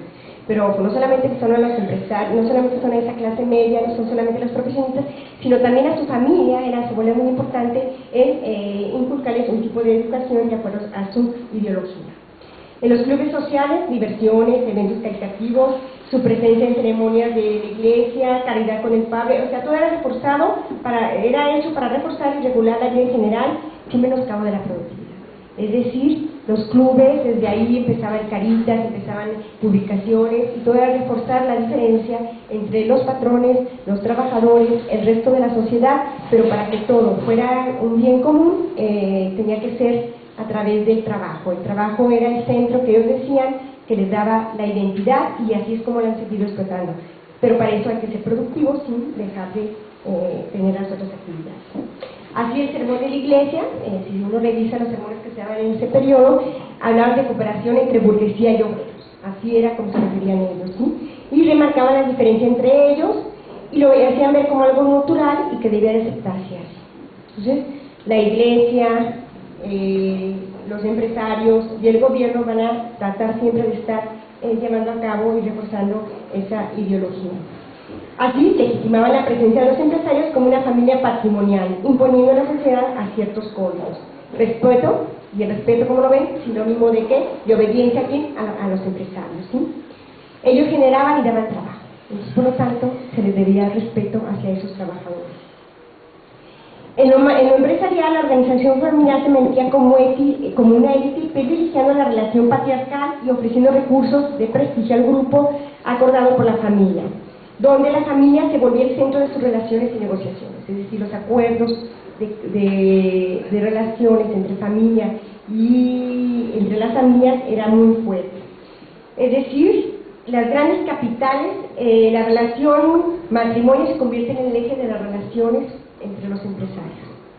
Esa es la labor que va a permitir generar más capital, pero también generar una comunidad cercana que les dé confianza y les dé legitimidad, ¿sí? Entonces así vamos a ver cómo los grandes capitales van a asociarse, las bodas se van a pactar y van a tener ese crecimiento, ¿sí? Y las mujeres como el centro de operación en esto, ¿sí? Entonces hacían grandes bailes donde se presentaban, se siguen dando, donde se presentaban las chicas en sociedad, y a partir de ahí se generaban estos lazos de matrimonio, ¿sí? La vida del trabajo, los valores que van a regir son los acuñados en el pasado, pero van a cobrar un nuevo sentido, ¿sí? La autoridad ganada por el esfuerzo, la autoridad que se viene generando en el primer periodo, la tenencia del trabajo se va a convertir ahora en autoridad, en un autoritarismo y una imposición. Es decir, los trabajadores se van a ver en una relación patrimonialista, pero con un autoritarismo y una imposición. En ese sentido, nosotros decimos que el norte estaba en la plena constitución de un Estado patrimonial. ¿Qué quiere decir esto? Donde las familias se van a convertir en el eje de las relaciones empresariales en un sentido patrimonial. Son los que van a regir las relaciones, ¿sí? Esta idea donde la familia se quiere convertir en un Estado que rija a partir de ahí. Y aquí nosotros le llamamos la coalición de familias empresariales. Cómo estas familias se van a unir en contra del Estado, cómo van a querer imponer la vida colectiva, la vida económica, poner gobernadores, quitar rectores, es decir, van a hacer una ampliación de esa vida, de su poder a una vida social, económica, política. Tiene ese núcleo de familia patrimonial que se quiere convertir en Estado. Desde aquí, cuando yo empiezo a llamar, ya no es una configuración puritana, sino que se está reconfigurando a ser una configuración de Estado, familia, patrimonial, ¿sí? con ciertos códigos inventados y constituidos en la familia como parte de un mismo linaje, lealtad en la familia, patrimonial, ¿sí? Sin negar los otros aspectos que le daban sentido a su vida de trabajo: el gusto por el trabajo, la reinversión, el esfuerzo, la tenacidad, la autonomía. Esto va a configurar un tipo de empresario que le llamamos la configuración de familia patrimonial. Ya no era solamente esta ética profesional, valorización del trabajo, sino ahora la imposición de un estado de familia patrimonial. ¿Qué podemos decir de este primer cierre? Que con el relato de una región desarrollada industrialmente y de un grupo de hombres de negocios que logran imponerse como élite empresarial, se encuentra en parte en un pasado, en una historia compartida y en una cultura que les da identidad. Y no, y aquí, luchando con las otras posiciones, no en un voluntarismo de un individuo que lucha solo contra la adversidad, ¿sí? Es decir, no es un sujeto solo, sino es mucho más que todo eso. ¿Qué pasa en el centro en ese periodo? Aquí era la lucha, se desbarataba por quién iba a ser el líder empresarial, quién iba a ser el liderazgo empresarial. Las cámaras empresariales se van a fraccionar, mientras que en el norte vamos a encontrar la Coparmex, un grupo muy identificado, muy integrado de lucha frente al Estado, queriéndose ampliar con una ofensiva fuerte hacia el Estado. En el centro de México se van a fraccionar con las diferentes cámaras, la Cámara del Vestido, la Cámara del Textil, la Cámara, etcétera, etcétera, y entre todos ellos una lucha por quién era el liderazgo, por quién era el interlocutor con el Estado y con el gobierno en sus estados y con el Estado a nivel más amplio, ¿sí? Es decir, el centro mostró una incapacidad para concretar una acción colectiva, sea regional o nacional, ¿sí? En este periodo se van a alinear las relaciones de Estado-empresarios del México actual, se van a definir por la ideología de cada grupo, de cada configuración empresarial, por la forma en llevar la actividad empresarial en relación con el Estado y sus empresas, y la forma en que adquiría la lucha con los trabajadores. Y aquí vamos a ver cómo es una lucha diferenciada y cómo el papel de las relaciones laborales, Estado, empresa, sindicato, corporativismo o no corporativismo, se sigue manteniendo y está generando y es diferente. Aquí, para muchos autores, el que los empresarios estuvieran participando en la elaboración de las leyes, estaba hablando de un empresario activo, decidido, que estaba interesado en luchar por condiciones laborales, etcétera, etcétera. Sin embargo, para nosotros es el inicio de una relación de dependencia con el Estado y era el interés por obtener beneficios de ser protegido y crecer al amparo del gobierno. Y ahí yo narro varios hechos como ellos en ese momento, una vez que se firma y se aprueba esa ley federal del trabajo, como ellos inmediatamente van a demandar del gobierno del Estado su apoyo económico para las cámaras, para invertir, etcétera, etcétera, ¿sí? Es decir, no era un activismo en pos de una relación laboral equilibrada, o etcétera, etcétera, ni una parte política, sino un interés muy particular de apoyo del gobierno a las necesidades que ellos tenían, ¿sí? Es aquí cuando digo yo que está generando una nueva configuración de supeditación al Estado, ¿sí?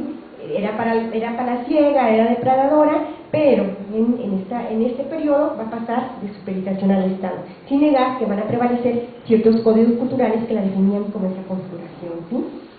Se va a dar una relación corporativa con el Estado, se va a dar una supeditación a lo que diga el Estado y van a apoyar la intervención del Estado en la economía. De nuevo, ideológicamente diferenciado hacia el norte del país, ¿sí? Los códigos de fragmentismo y usufructo en relación con el Estado van a adquirir diferentes sentidos. Los empresarios del norte, en lo político e ideológico va a ser de confrontación, ¿sí? Los empresarios del centro de supeditación. Y pasamos al tercer periodo. Si quieren, cuando lleguemos al tercer periodo hacemos un break y para luego finalizar con el resto, ¿sí? ¿Qué implica el tercer periodo? Estamos hablando de los años 40 al 82. Bueno, pues es la llegada del modelo de sustitución de importaciones en el 60, del llamado desarrollo estabilizador. ¿Y cuáles eran las políticas principales de este modelo económico? Proteger a la industria, un mercado interno, la protección al mercado interno y la intervención del Estado en la economía. En el 68 vamos a tener fuertes movimientos sociales, estudiantiles, campesinos. En los 60 se va a dar la desconfianza de los empresarios, en especial de los de Monterrey con el Estado, no son consultados en las acciones políticas. Aquí hay una tradición muy fuerte. El empresariado, había un acuerdo establecido entre el Estado y el gobierno. El empresariado no participaba en las decisiones políticas, económicas, sociales del gobierno. Se mantenían alejados de estas acciones, pero eran consultados. La consulta simplemente era, el gobierno decía voy a hacer esto antes de que salieran las políticas, y en ese momento el Estado no es consultado. Acuérdense que se llega a la privatización de la banca, una serie con Echeverría, lo que está sucediendo en ese momento. Entonces ellos sienten que hay un desprecio por parte del Estado, no son consultados, y inician una discusión muy fuerte hacia el Estado, cuestionan el modelo económico y el papel interventor del Estado. Es decir, el modelo económico de sustitución de importaciones hacia finales de los 70 estaba haciendo agua, ya no estaba funcionando, había conflicto social, había crisis, y los empresarios estaban en un activismo, los del norte, precisamente en relación a estos aspectos que estaban sucediendo, ¿sí? Pero también es en ese periodo donde se va a financiar el corporativismo en lo laboral y en lo empresarial. Y, como dije yo, hacia finales la crisis del modelo. ¿Qué pasa en lo estructural en la parte económica de las empresas? Es un periodo de extensión, crecimiento, surgimiento de nuevas industrias y nuevas empresas. ¿Qué vamos a tener?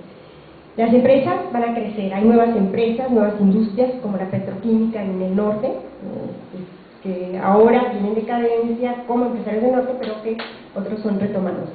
La integración de vertical a finales de los 80, su diversificación, se expande en el país, las empresas ya no solamente están en el norte o en el centro, sino que van a crear subsidiarias en el resto del país, van a abarcar en su totalidad el mercado nacional. Las familias antiguas, poderosas, se van a reafirmar, no es que se van, sino siguen reafirmando. El Estado va a subsidiar las constantes crisis que va a tener estas empresas, les va a dar créditos, los va a salvar de los créditos, les va a permitir generar las construcciones de las empresas, etcétera, y van a aparecer los grandes conglomerados que todavía los estamos padeciendo en la actualidad. En lo nacional se consolidan los monopolios empresariales de capital nacional y vamos a tener los grandes monopolios Televisa, Bimbo, ICA y otros más. Es decir, es un periodo de reafirmación y consolidación de las grandes empresas mexicanas que se van a convertir en una. Sin embargo, en este periodo no van a lograr trascender al mercado interno, es decir, no van a poder competir con el mercado internacional en calidad y precio. Teníamos esta consolidación de las empresas, pero empresas que habían crecido bajo el amparo del Estado, bajo un proteccionismo. No habían ni los del norte ni los del centro mejorado sus condiciones tecnológicas de organización del trabajo, de la calidad, capacitación de sus trabajadores. No había nada de eso, se había mantenido con las viejas prácticas que venían jalando desde tiempos pasados, ¿sí? Es decir, una baja calificación, escasa capacitación, y las ganancias no eran reinvertidas. El comercio, las finanzas, la especulación, pero no se reinvertía en lo que tenía que ver con la productividad. En ese momento, en los del norte, es cuando buscan irse como Estado patrimonial, debilitando al Estado, buscando redefinir las relaciones sociales, económicas, políticas, culturales del país desde su propia ideología. Entonces, se recuerda ese momento, fue un momento muy fuerte del movimiento social también de los empresarios. Puebla jugó un papel muy importante, fue el único, los empresarios de Puebla fueron los únicos que se unieron a las manifestaciones con el norte. Y entonces empezaron los desplegados, empezaron paros por parte de los empresarios, es decir, un activismo que nunca ha vuelto a suceder en contra del Estado, luchando por sus propios privilegios, ¿no? Que eran sus propios intereses, ¿sí? Estuvieron abarcados a través de los medios de comunicación, iglesia, la capacitación de escuelas profesionales, escuelas privadas, clubes sociales, es decir, lo mismo que habían iniciado, lo vuelven a hacer, lo van reforzando, ¿sí? ¿Y cuál era la gran premisa de la que ellos partían? Un peligro latente en la instauración del comunismo. Eso suena otra vez, ¿no? Y un peligro. Es decir, Echeverría, todo el texto gratuito, todo eso hablaba de ¿qué? De la instauración de un comunismo, ¿sí? ¿Qué buscaba esa política del Estado, según ellos? La abolición de la propiedad privada, el desquebrajamiento de la familia, y la prohibición de la familia católica. Todos estos elementos, como nosotros lo sabemos, era solamente una lucha ideológica que no estaba realmente dándose, pero que ellos estaban borboneando desde todas estas instituciones a la población, ¿sí? En las universidades, en las empresas, en la radio, en los periódicos, en donde quiera había, y estaba generando una situación de pánico en la población. Sin embargo, se mantenía la visión del porfiriato empresarial, que le daba identidad, invertir en buscar nuevos negocios. Es decir, mantenían eso y a la vez estaban luchando en esta situación. Se mantenía la no sujeción a capitales extranjeros, ellos seguían manteniendo el capital más fuerte en sus empresas, seguían presidiendo los consejos, seguían dirigiendo a las empresas, ¿sí? Y en lo ideológico insistían en imponer a la sociedad el de la industrialización como la gran epopeya empresarial. Los empresarios hacen el papel de los grandes generales. Y esto es impresionante ver cómo ellos estaban diciendo, no es el Estado, sino deben ser los empresarios, porque ellos son los que deben elegir, son los que saben, pero aparte desde entonces manejaban un eslogan, los empresarios no somos corruptos, el Estado es corrupto, ¿sí? Entonces había toda esa presencia, ¿sí? La unión de capitales familiares seguía siendo el valor entendido entre iguales, y los códigos que los identificaban ahora se sumaba a la libertad de empresa. Ya no era solamente eso, sino tenía que ver la libertad de empresa, la familia, una moralidad conservadora, respeto a los empresarios relacionado con un regionalismo exacerbado. Los del norte somos los mejores, somos los no corruptos, somos los que trabajamos, etcétera, etcétera. La relación con el Estado, de conflicto y convivencia, es decir, los enfrentaban, pero a la vez exigía que les diera. Pero también tenemos que los empresarios estaban divididos. El centro, había un crecimiento, si es bien cierto, aunque no con esa capacidad de exportar o de ser realmente competitivos, pero supeditado ya al amparo del Estado. Entonces, de nuevo, los que estaban a favor del Estado y los que estaban en frente del Estado. Y en este momento, aquí tenemos que ver cómo Televisa va a jugar un papel muy importante ya desde ese momento en el apoyo hacia el Estado y en estar apoyando las acciones de estos, ¿sí? Aquí vemos nosotros cómo finalmente siguen prevaleciendo algunos de los códigos que se generan culturales en la colonia y con la cultura mexicana, y cómo de alguna manera son refuncionalizados o rejerarquizados, por ejemplo, en la simulación y incluyendo ahora el nacionalismo. Cuando venimos de la revolución, aparece el PRI, que es el que está en el poder, cómo es el PRI va a hacer mucha alusión a la revolución mexicana, son los que se jalan el ideario de la política de la revolución mexicana, y cómo es el eslogan del PRI, ¿no? Y entonces un nacionalismo muy fuerte también. La simulación y el animismo va a jugar un papel importante en ese momento, que nosotros también lo vemos, es decir, como que sí, como que no. Y ahí yo narro ahí algunos de los eventos, como cuando se va a inaugurar una nueva carretera, una nueva empresa, ya fue inaugurada hace 3 años por el presidente o el gobernador actual, y cómo vuelve a ir ese mismo presidente, ese mismo gobernador a inaugurar esa empresa o esa avenida, y no se da cuenta que es lo mismo. Es decir, hay una simulación de la práctica empresarial, hay una simulación de la práctica laboral, hay una simulación de las relaciones que se establecen ahí, y también un animismo, ¿sí? Es decir, el animismo va a formar parte de la cultura del centro, pues como que sí vi, como que no vi, pero quién sabe qué pasó, ¿no? Entonces esto va a estar muy presente en las relaciones que se establecen entre trabajadores, empresarios y el Estado. Y aquí llegaríamos al cuarto periodo, que sería el modelo neoliberal. El nivel neoliberal, aquí hago yo una pausa, y si me gustaría, si hubiera algunas preguntas, podemos iniciar con algunas preguntas para luego descansar y volver a la segunda parte. Sí, Gaby. Bueno, yo estaba viendo, me llamaba la atención cómo a mediados del siglo XIX, que es cuando nos señala que de alguna manera ya como que se va conformando esa cultura, sobre todo, bueno, en el norte y en el centro. Pero me llamaba la atención el papel que pudiera jugar, por ejemplo, los enclaves extranjeros. Que yo algunas veces decía, ay, bueno, pero ¿qué onda dice allá al norte? ¿Qué es esto, ¿no? Todavía que te explica uno más la lógica de vivir en el centro, ¿no? Pero entonces estaba pensando en que en la cuestión esta de los enclaves que se dan a finales del 19 y principios del 20, pues bueno, también dentro de la visión de orden y progreso por parte de Díaz está la cuestión de también ir con la modernidad ya desde allí, y también comenzar a dar permisos para la explotación de los recursos, ¿no? Y estaba viendo que sobre todo en el norte, pues bueno, están los recursos sobre todo mineros, ¿no? Del cobre en Cananea, del Río Blanco, inclusive empresas extranjeras que llegan con capital, pero también a imponer toda la infraestructura. Ellos llegaban y diseñaban las calles, y donde no había pueblos, como en Nueva Rosita con el carbón o en Cananea, lo estructuraban, ¿no? Entonces, la pregunta es, este tipo de mentalidad de este tipo de empresario, ¿de qué manera al empresario nacional le pudo haber impactado en cuanto a así interactuar con códigos, ¿no? Interculturales? Porque, por un lado, como que me doy cuenta de que de alguna manera ese capital se queda como adentro, como que es la reproducción del capital, pero nada más endógeno a lo nacional.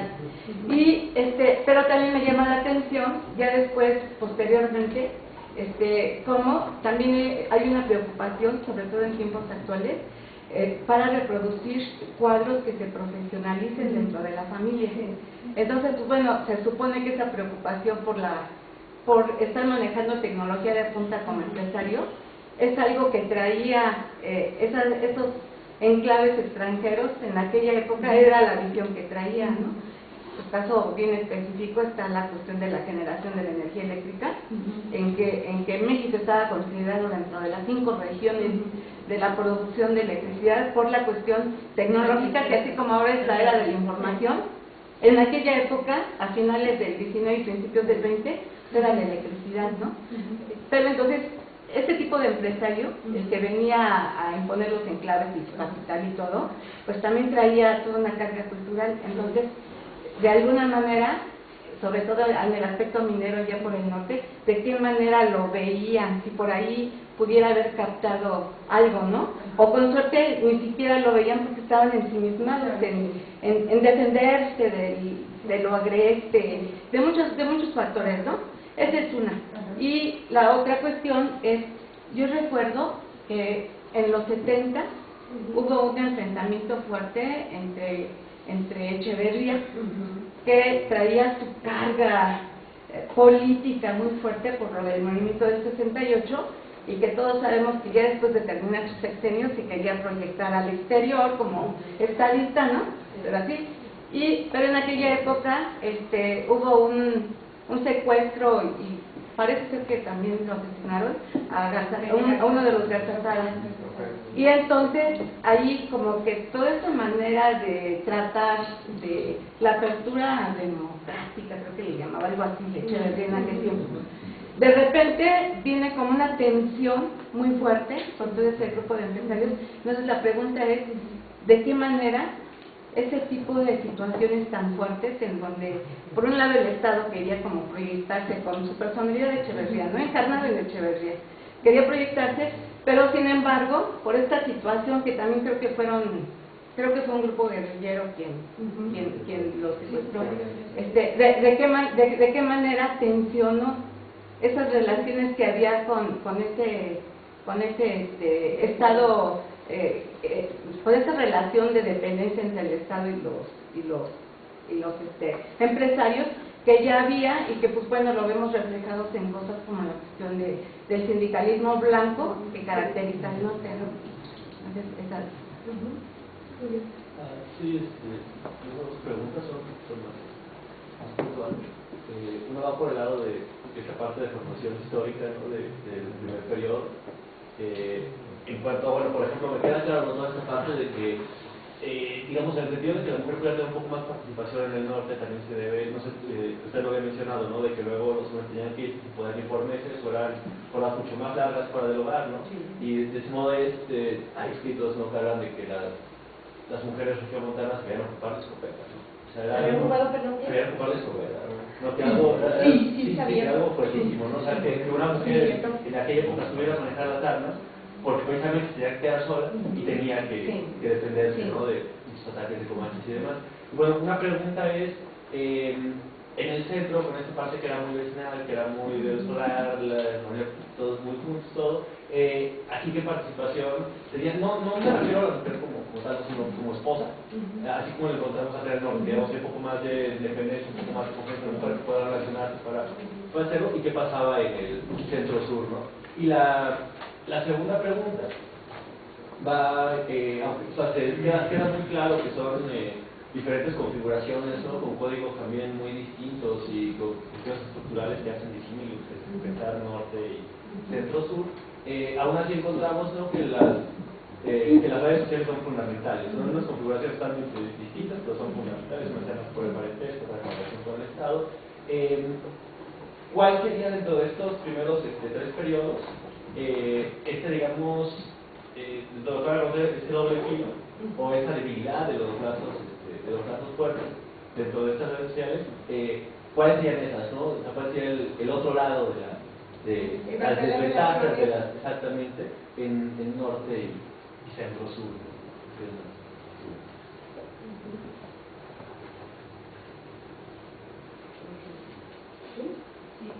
Pues a mí me gustaría que nos pudieras afinar un poquito dentro de esta configuración la parte cultural relativa a la iglesia, ¿no? La importancia de la iglesia, porque vamos viendo que es diferente la interrelación en el norte, en el centro y en el sur. Entonces, si dentro de tus estudios nos pudieras hacer estas particularidades, porque bueno, una es ahora sí que dentro de la religión, ¿no? Y dentro de las estructuras allí organizativas de la iglesia católica fundamentalmente, está permeando, acá que en el norte estaban más ligadas a otra forma religiosa, bueno, queda ahí, ¿no? La alta jerarquía, ¿no? De la iglesia católica, con una preeminencia no solamente cultural, no solamente subjetiva, sino también objetiva, ¿no? De bienes que vienen de la iglesia, ¿no?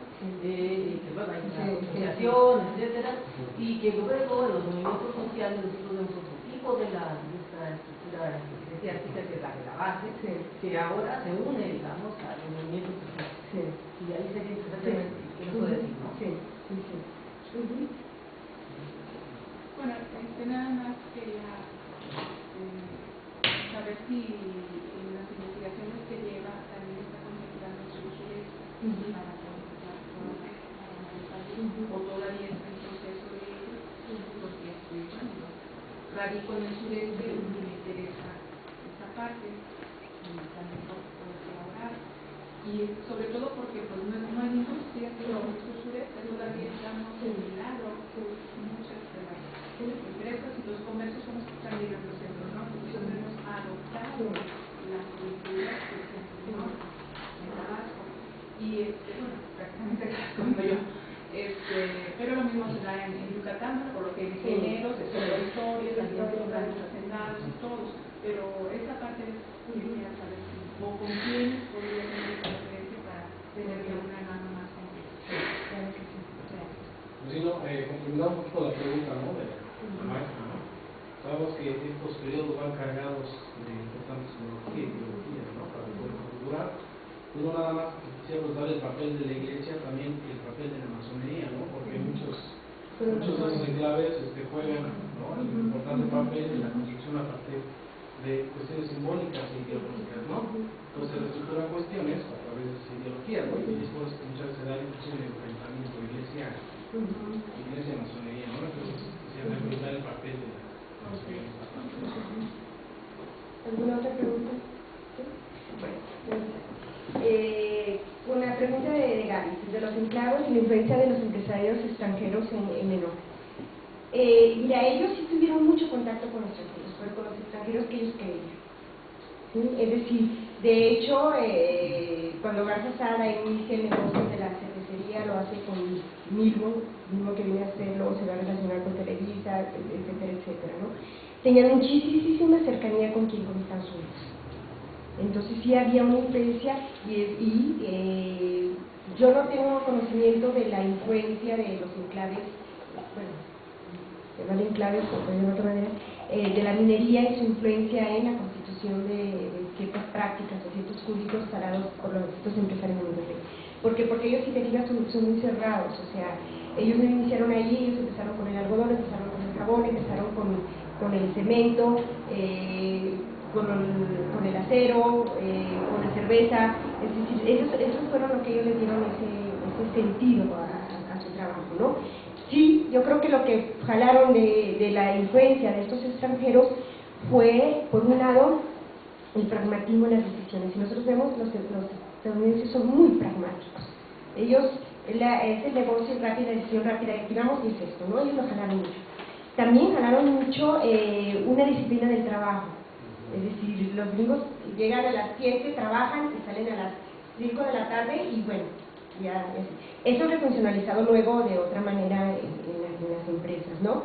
Lo nuevo, la tecnología nueva, o sea, también hay que estar en lo último para poder ser. Acuérdate que ellos comerciaban directamente con Estados Unidos, mucha de su producción iba hacia el extranjero y eso los obligaba a ser diferentes, a tener más capacitación, más calidad, buscar nuevas cosas, etcétera, etcétera. Entonces, sí hubo mucho contacto con los empresarios, sí hubo inversión extranjera, pero siempre ellos tratando de mantener el dominio, pero no solamente eso, sino también rescatando ciertos códigos culturales.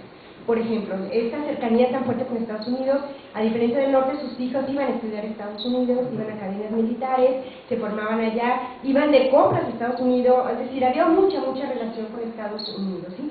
Sin embargo, también eran esas, como tú dices, cerrazones, era una comunidad muy cerrada, les llegaba también a ellos a proteger ciertos códigos culturales o valores que ellos tenían muy fuertes. Por ejemplo, en Estados Unidos hay un desapego total al arraigo. Es decir, la casa para ellos, uno se compra la casa aquí para toda la vida, que está buscando comprarse la casa para toda la vida. En Estados Unidos no, cambia muchísimo.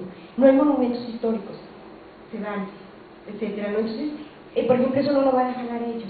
¿Qué quiero decir con esto? Que no todo es tomado, no todo es significado y que hay cosas que ellos les permitió generar una cultura tan de ellos que a la vez los volvía también muy cerrados hacia otros aspectos, ¿no? Entonces, sí hubo influencias, esas influencias no fueron todas, pareciera que las escogieron, es cierto, ¿no? Es que unas escogen, otras ingresan de cierta manera, pero había una cultura tan integrada que venía de ese periodo que hacía que se cerraran otras influencias que no fueran las que ellos aceptaran o que fueran en contraposición con los valores que ellos querían que estaban ahí, ¿no? Entonces, sí hubo influencia de tecnología, sí hubo influencia de ciertas prácticas empresariales, ¿sí?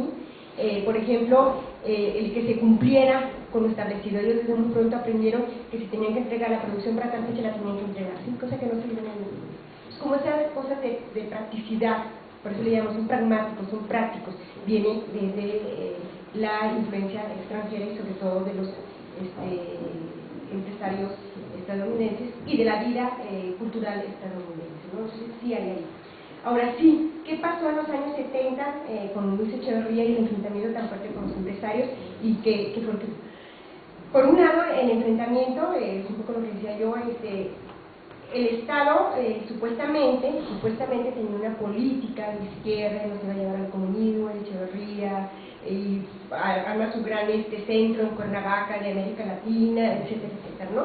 Para los empresarios eso era algo muy negativo, aunque no fuera cierto, era algo que les molestaba, era algo que les decía peligro, no podemos ver ahí.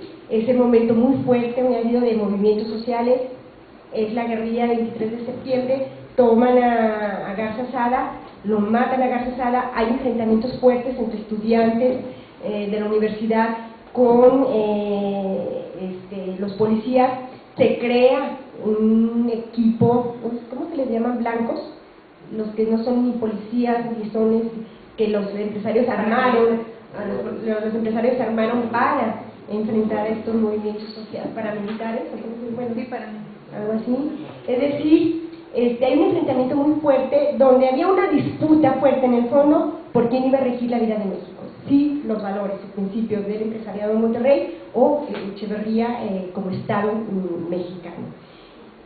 Finalmente, ¿qué pasa?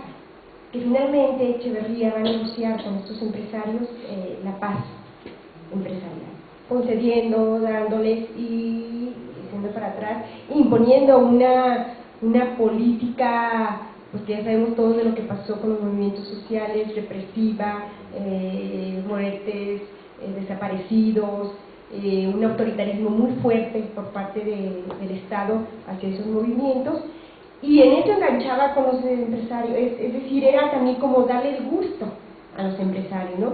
Y los empresarios también en una actitud de imposición, de autoritarismo, de tomar ellos las decisiones también y ir hacia contra estas movilizaciones, con estos grupos armados, en relación muy directa con las guardias blancas, que le llamaban, creo también, ¿no?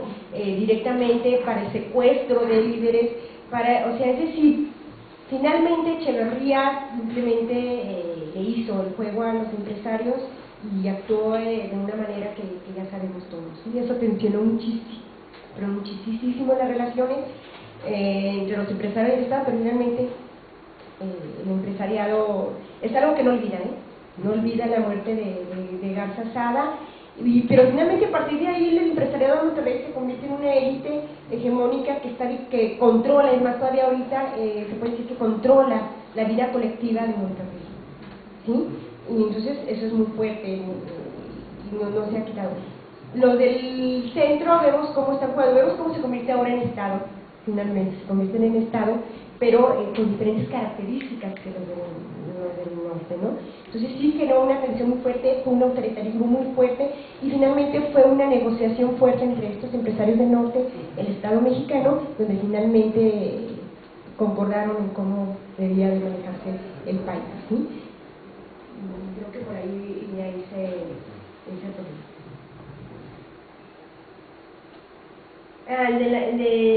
de la mujer, el papel de la mujer en Monterrey y el papel de la mujer en el centro de México.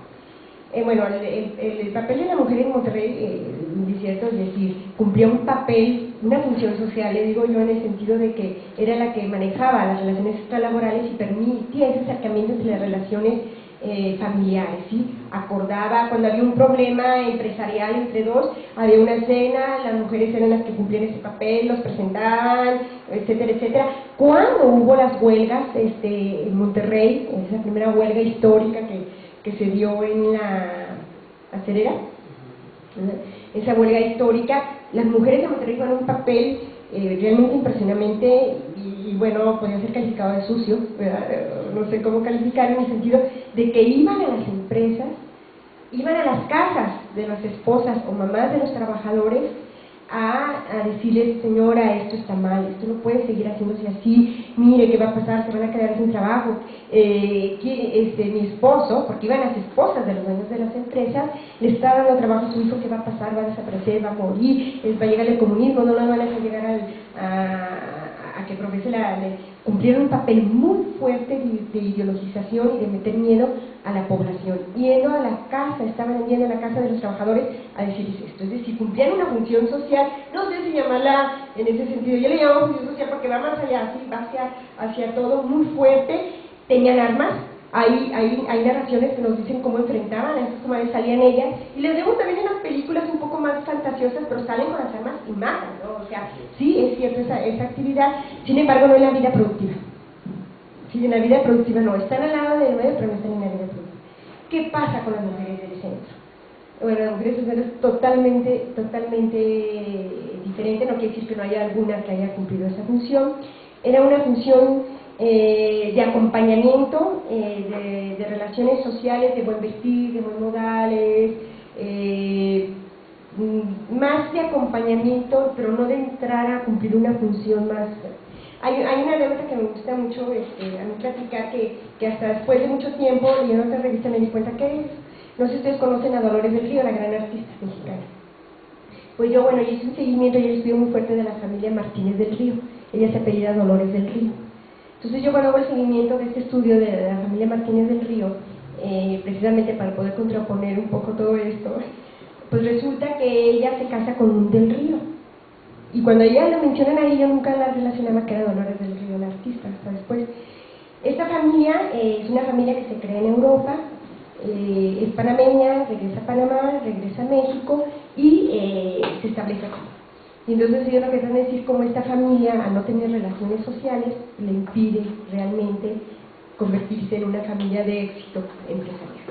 Bueno, y ahí lo que critico mucho y está en el texto es que finalmente pues no era solamente que no tenía redes, sino que eran unos señores que querían vivir del apellido y no hacer nada, ¿no? Pero aquí lo más interesante es que esta familia, uno de los hijos que lo mandan a estudiar en Europa, se convierte en médico, vive allá, y al convertirse en médico se supone que él iba a llegar así con toda una profesión y que iba a ser exitoso, ¿no? Muchos han leído ese texto. Y finalmente pues resulta que no, ¿verdad? Porque el señor no quiere ser médico, él quiere ser clase reconocida, familiar, y luego se le muere una persona, y bueno, y pasa una serie de cosas. Pero resulta que se casa con Dolores del Río. Y entonces, pero Dolores del Río traía otras inquietudes, era ser artista, ¿no? Finalmente es condenada esta familia muy fuertemente por la vida que empezaba a llevar Dolores del Río como artista. ¿Sí? Porque una mujer no debería de hacer estas actividades. Una mujer tenía que salir acompañada de una persona, se dedicaba a las labores de la casa, no a hacer la casa.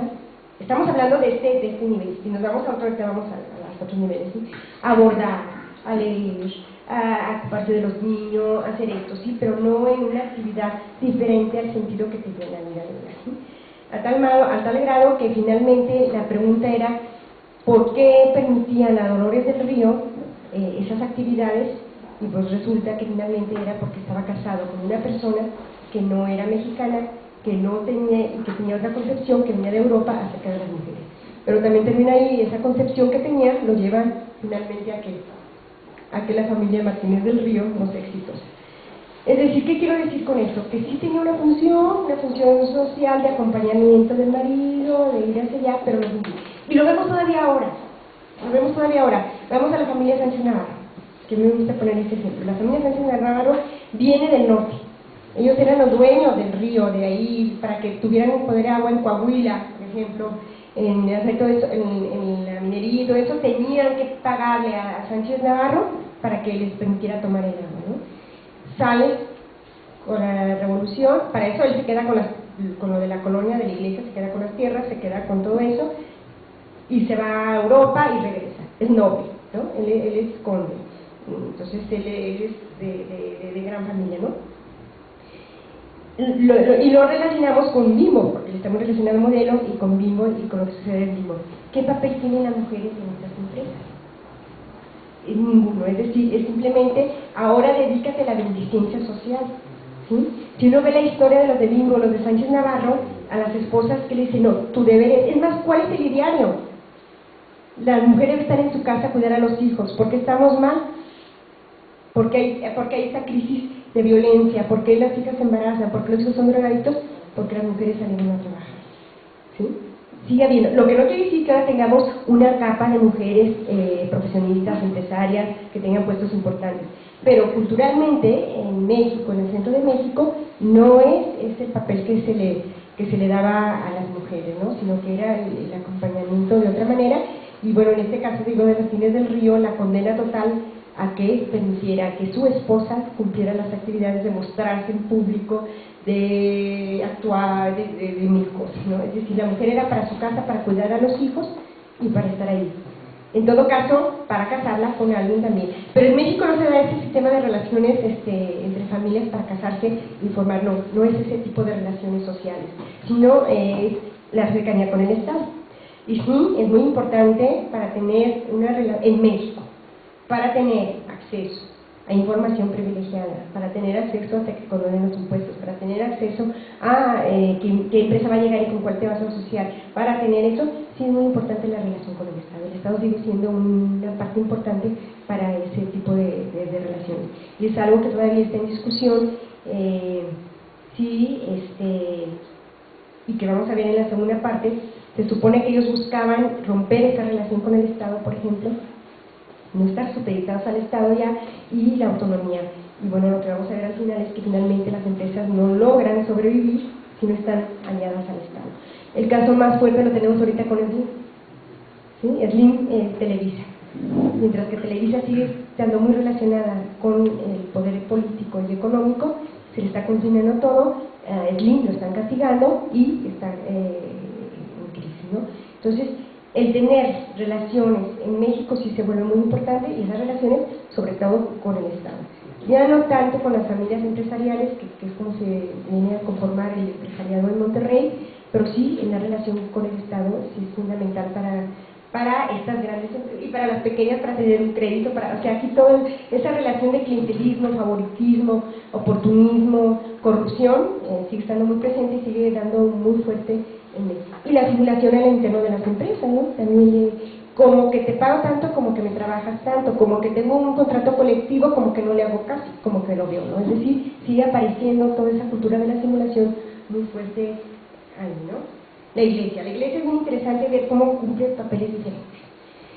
El uso que le da la iglesia en el norte es un uso, yo diría que es un uso, una utilidad a la iglesia. Los del norte no son religiosos, o sea, no son practicantes de la religión. Tú vas a las iglesias tan solas, no, pero sí se retratan con el obispo, o sea, sí se retratan con él. En los sermones sí pide que el obispo diga es esto, ¿sí? Pero la moralidad de los del norte no es una moralidad basada en la religión católica, es una moralidad conservada, resultado de la convivencia de la comunidad, la familia, ¿sí? Entonces es diferente, son conservadores, son moralistas, pero no son religiosos, ¿sí? Entonces si hacen un uso de la iglesia, basta ver todavía a finales del siglo XVIII, XIX, cuando se llega a instalar la primera parroquia en Monterrey, sería muy tarde. Es decir, no son religiosos, no son de los que van a una misa, no son muchos. Ahora hay más, ahora ya se están dando clases de Biblia, antes ni pensar que hubiera clases de Biblia en Monterrey, es decir, era otra cosa, Monterrey y sigue siendo otra cosa. Y yo acabo de tener una evidencia hace poco muy interesante, que también me gusta contarlo. Yo estoy haciendo investigación en Monterrey, cementos, o sea, varias cosas. Y pedí que me dieran un chance de ir a una peregrinación en Cemex para el 12 de diciembre, no cualquiera se puede meter. Yo, pues, qué tierna, vas a venir a la... Sí, me interesa ir. Y voy a la peregrinación, me citan a tales horas, a las 8 de la mañana, en el corporativo, y de ahí va a salir la peregrinación el 20 de noviembre, porque hay tantas peregrinaciones a la Catedral de Monterrey que te van sorteando. Un día va a tal empresa, hay muchísimas empresas, y pues vas cumple con el rito de ir a la iglesia. Y entonces yo llego muy temprano a las 8 y a las 10 era la partida, porque a las 12 te toca entrar a ti a la iglesia. Entonces todo muy establecido, no es que a ver a qué hora me toca, sino a las 12 les toca y a las 12 tengo que entrar a la religión, ¿no? Entonces me sorprendía eso. Y llego y pues una señora, un niño, y era la hora de partir, y contaba yo y éramos 11, pero no había trabajadores. Y yo, bueno, ¿por qué estoy haciendo? ¿Qué pasa? Porque no llegan los trabajadores, ¿no? Entonces ya le pregunto al director de la fábrica de cemento de Monterrey, que era el que iba a encabezar la lista. Le digo, ¿y qué pasó con los trabajadores? ¿Se nos van a sumar allá porque somos tan poquitos? Me decía, no, los trabajadores no vienen, ellos tienen que ser productivos. Si quieren, que los represente la familia. Fíjense la diferencia. Ellos están trabajando. La familia es la que viene en su nombre a representarlos ante la Virgen. Me vengo para el 12 de diciembre a Cementos, Cemex, para asistir a la peregrinación de Cementos. ¡Qué locura! 300 trabajadores de todas las fabriquitas que tiene Cemex. Mariachi, flores, comida, otra cosa. Entonces, hay una diferenciación muy fuerte. Para el norte lo principal sigue siendo el trabajo y la religión en tus tiempos libres. Ah, pero ve al sermón donde te van a decir esto, sí, pero en tu tiempo libre. ¿Sí? Y se sigue reproduciendo eso. Entonces, son cosas muy diferentes que sí nos hablan de una resignificación de lo religioso de manera diferente. Ah, pero van a llorar con el Papa, ¿eh? Sí, ahí está, me tocó con el Papa y llorando de ver al Papa y la muerte del Papa, olvídate, o sea, sí hay ese tipo de prácticas, pero que no quiten el trabajo. Yo voy a ir cuando quiten el trabajo, ¿sí? Entonces, eso es muy importante. Entonces, no sé si un poco te da una idea, son conservadores, tienen una moral, hay una ética al trabajo, etcétera, vas a misa, sí, pero que no te quite el trabajo. Y en México es, pues desde ahí. Y luego me tocó ir a otra peregrinación en México que se me hace muy rara, y que por eso fui, que también se juntaron como 200 trabajadores. Era el día que se había formado el sindicato en México, y iban a una misa a la basílica. Pero también era con cerveza, entonces otras cosas, otra vivencia, otra forma de llevar la religión y cómo se traduce en ciertas prácticas al interno de la empresa, ¿no? Entonces sí es diferente, ¿no? En el sureste no hemos hecho investigación. Una egresada de nosotros del doctorado hizo con una tesis de doctorado sobre el grupo Chedraui. Entonces la tesis la puedes jalar desde ahí. Giovanna Torres hizo sobre eso. No nos hemos interesado en el sur-sureste en ese sentido de que, bueno, no hay grandes empresas que son locales, llegan de otras, son subsidiarias y todo eso. Pero ahora en CEMEX sí me tocó a mí hacer una relación con eso, y yo les preguntaba las diferencias culturales que había en el centro, en el norte y en el sur, concretamente en Mérida, que es donde tiene una subsidiaria, y me tocó ver a mí cómo no se emparejaba en la racionalización del trabajo que tiene CEMEX, los horarios y todo. Por ejemplo, CEMEX dice, entras a trabajar a las 8, paras a tales horas, muy disciplinado, ¿no? Y entonces hablaban, porque a las 10 tienes que entregar el cemento que se está revolviendo, y si no te pasas, pues ya se echó a perder y es muy costoso. Y estaban hablando por radio con alguien de Yucatán, y eran las 12 y no había llegado, y estaban reclamando porque el sistema tecnológico era impresionante, ¿no? Y no llegaba. Entonces, no llegan, pues comunícate con el chofer del camión. Y el chofer del camión, no, pues yo me fui a desayunar. ¿Cómo que te fuiste a desayunar? No traes esto. Dejó hablando a su jefe y empezó a hablar con el compañero en un dialecto. Entonces tiró de Lucas al director, tiró de Lucas a todo. Él se fue a desayunar y fue a llevar hasta después el siguiente.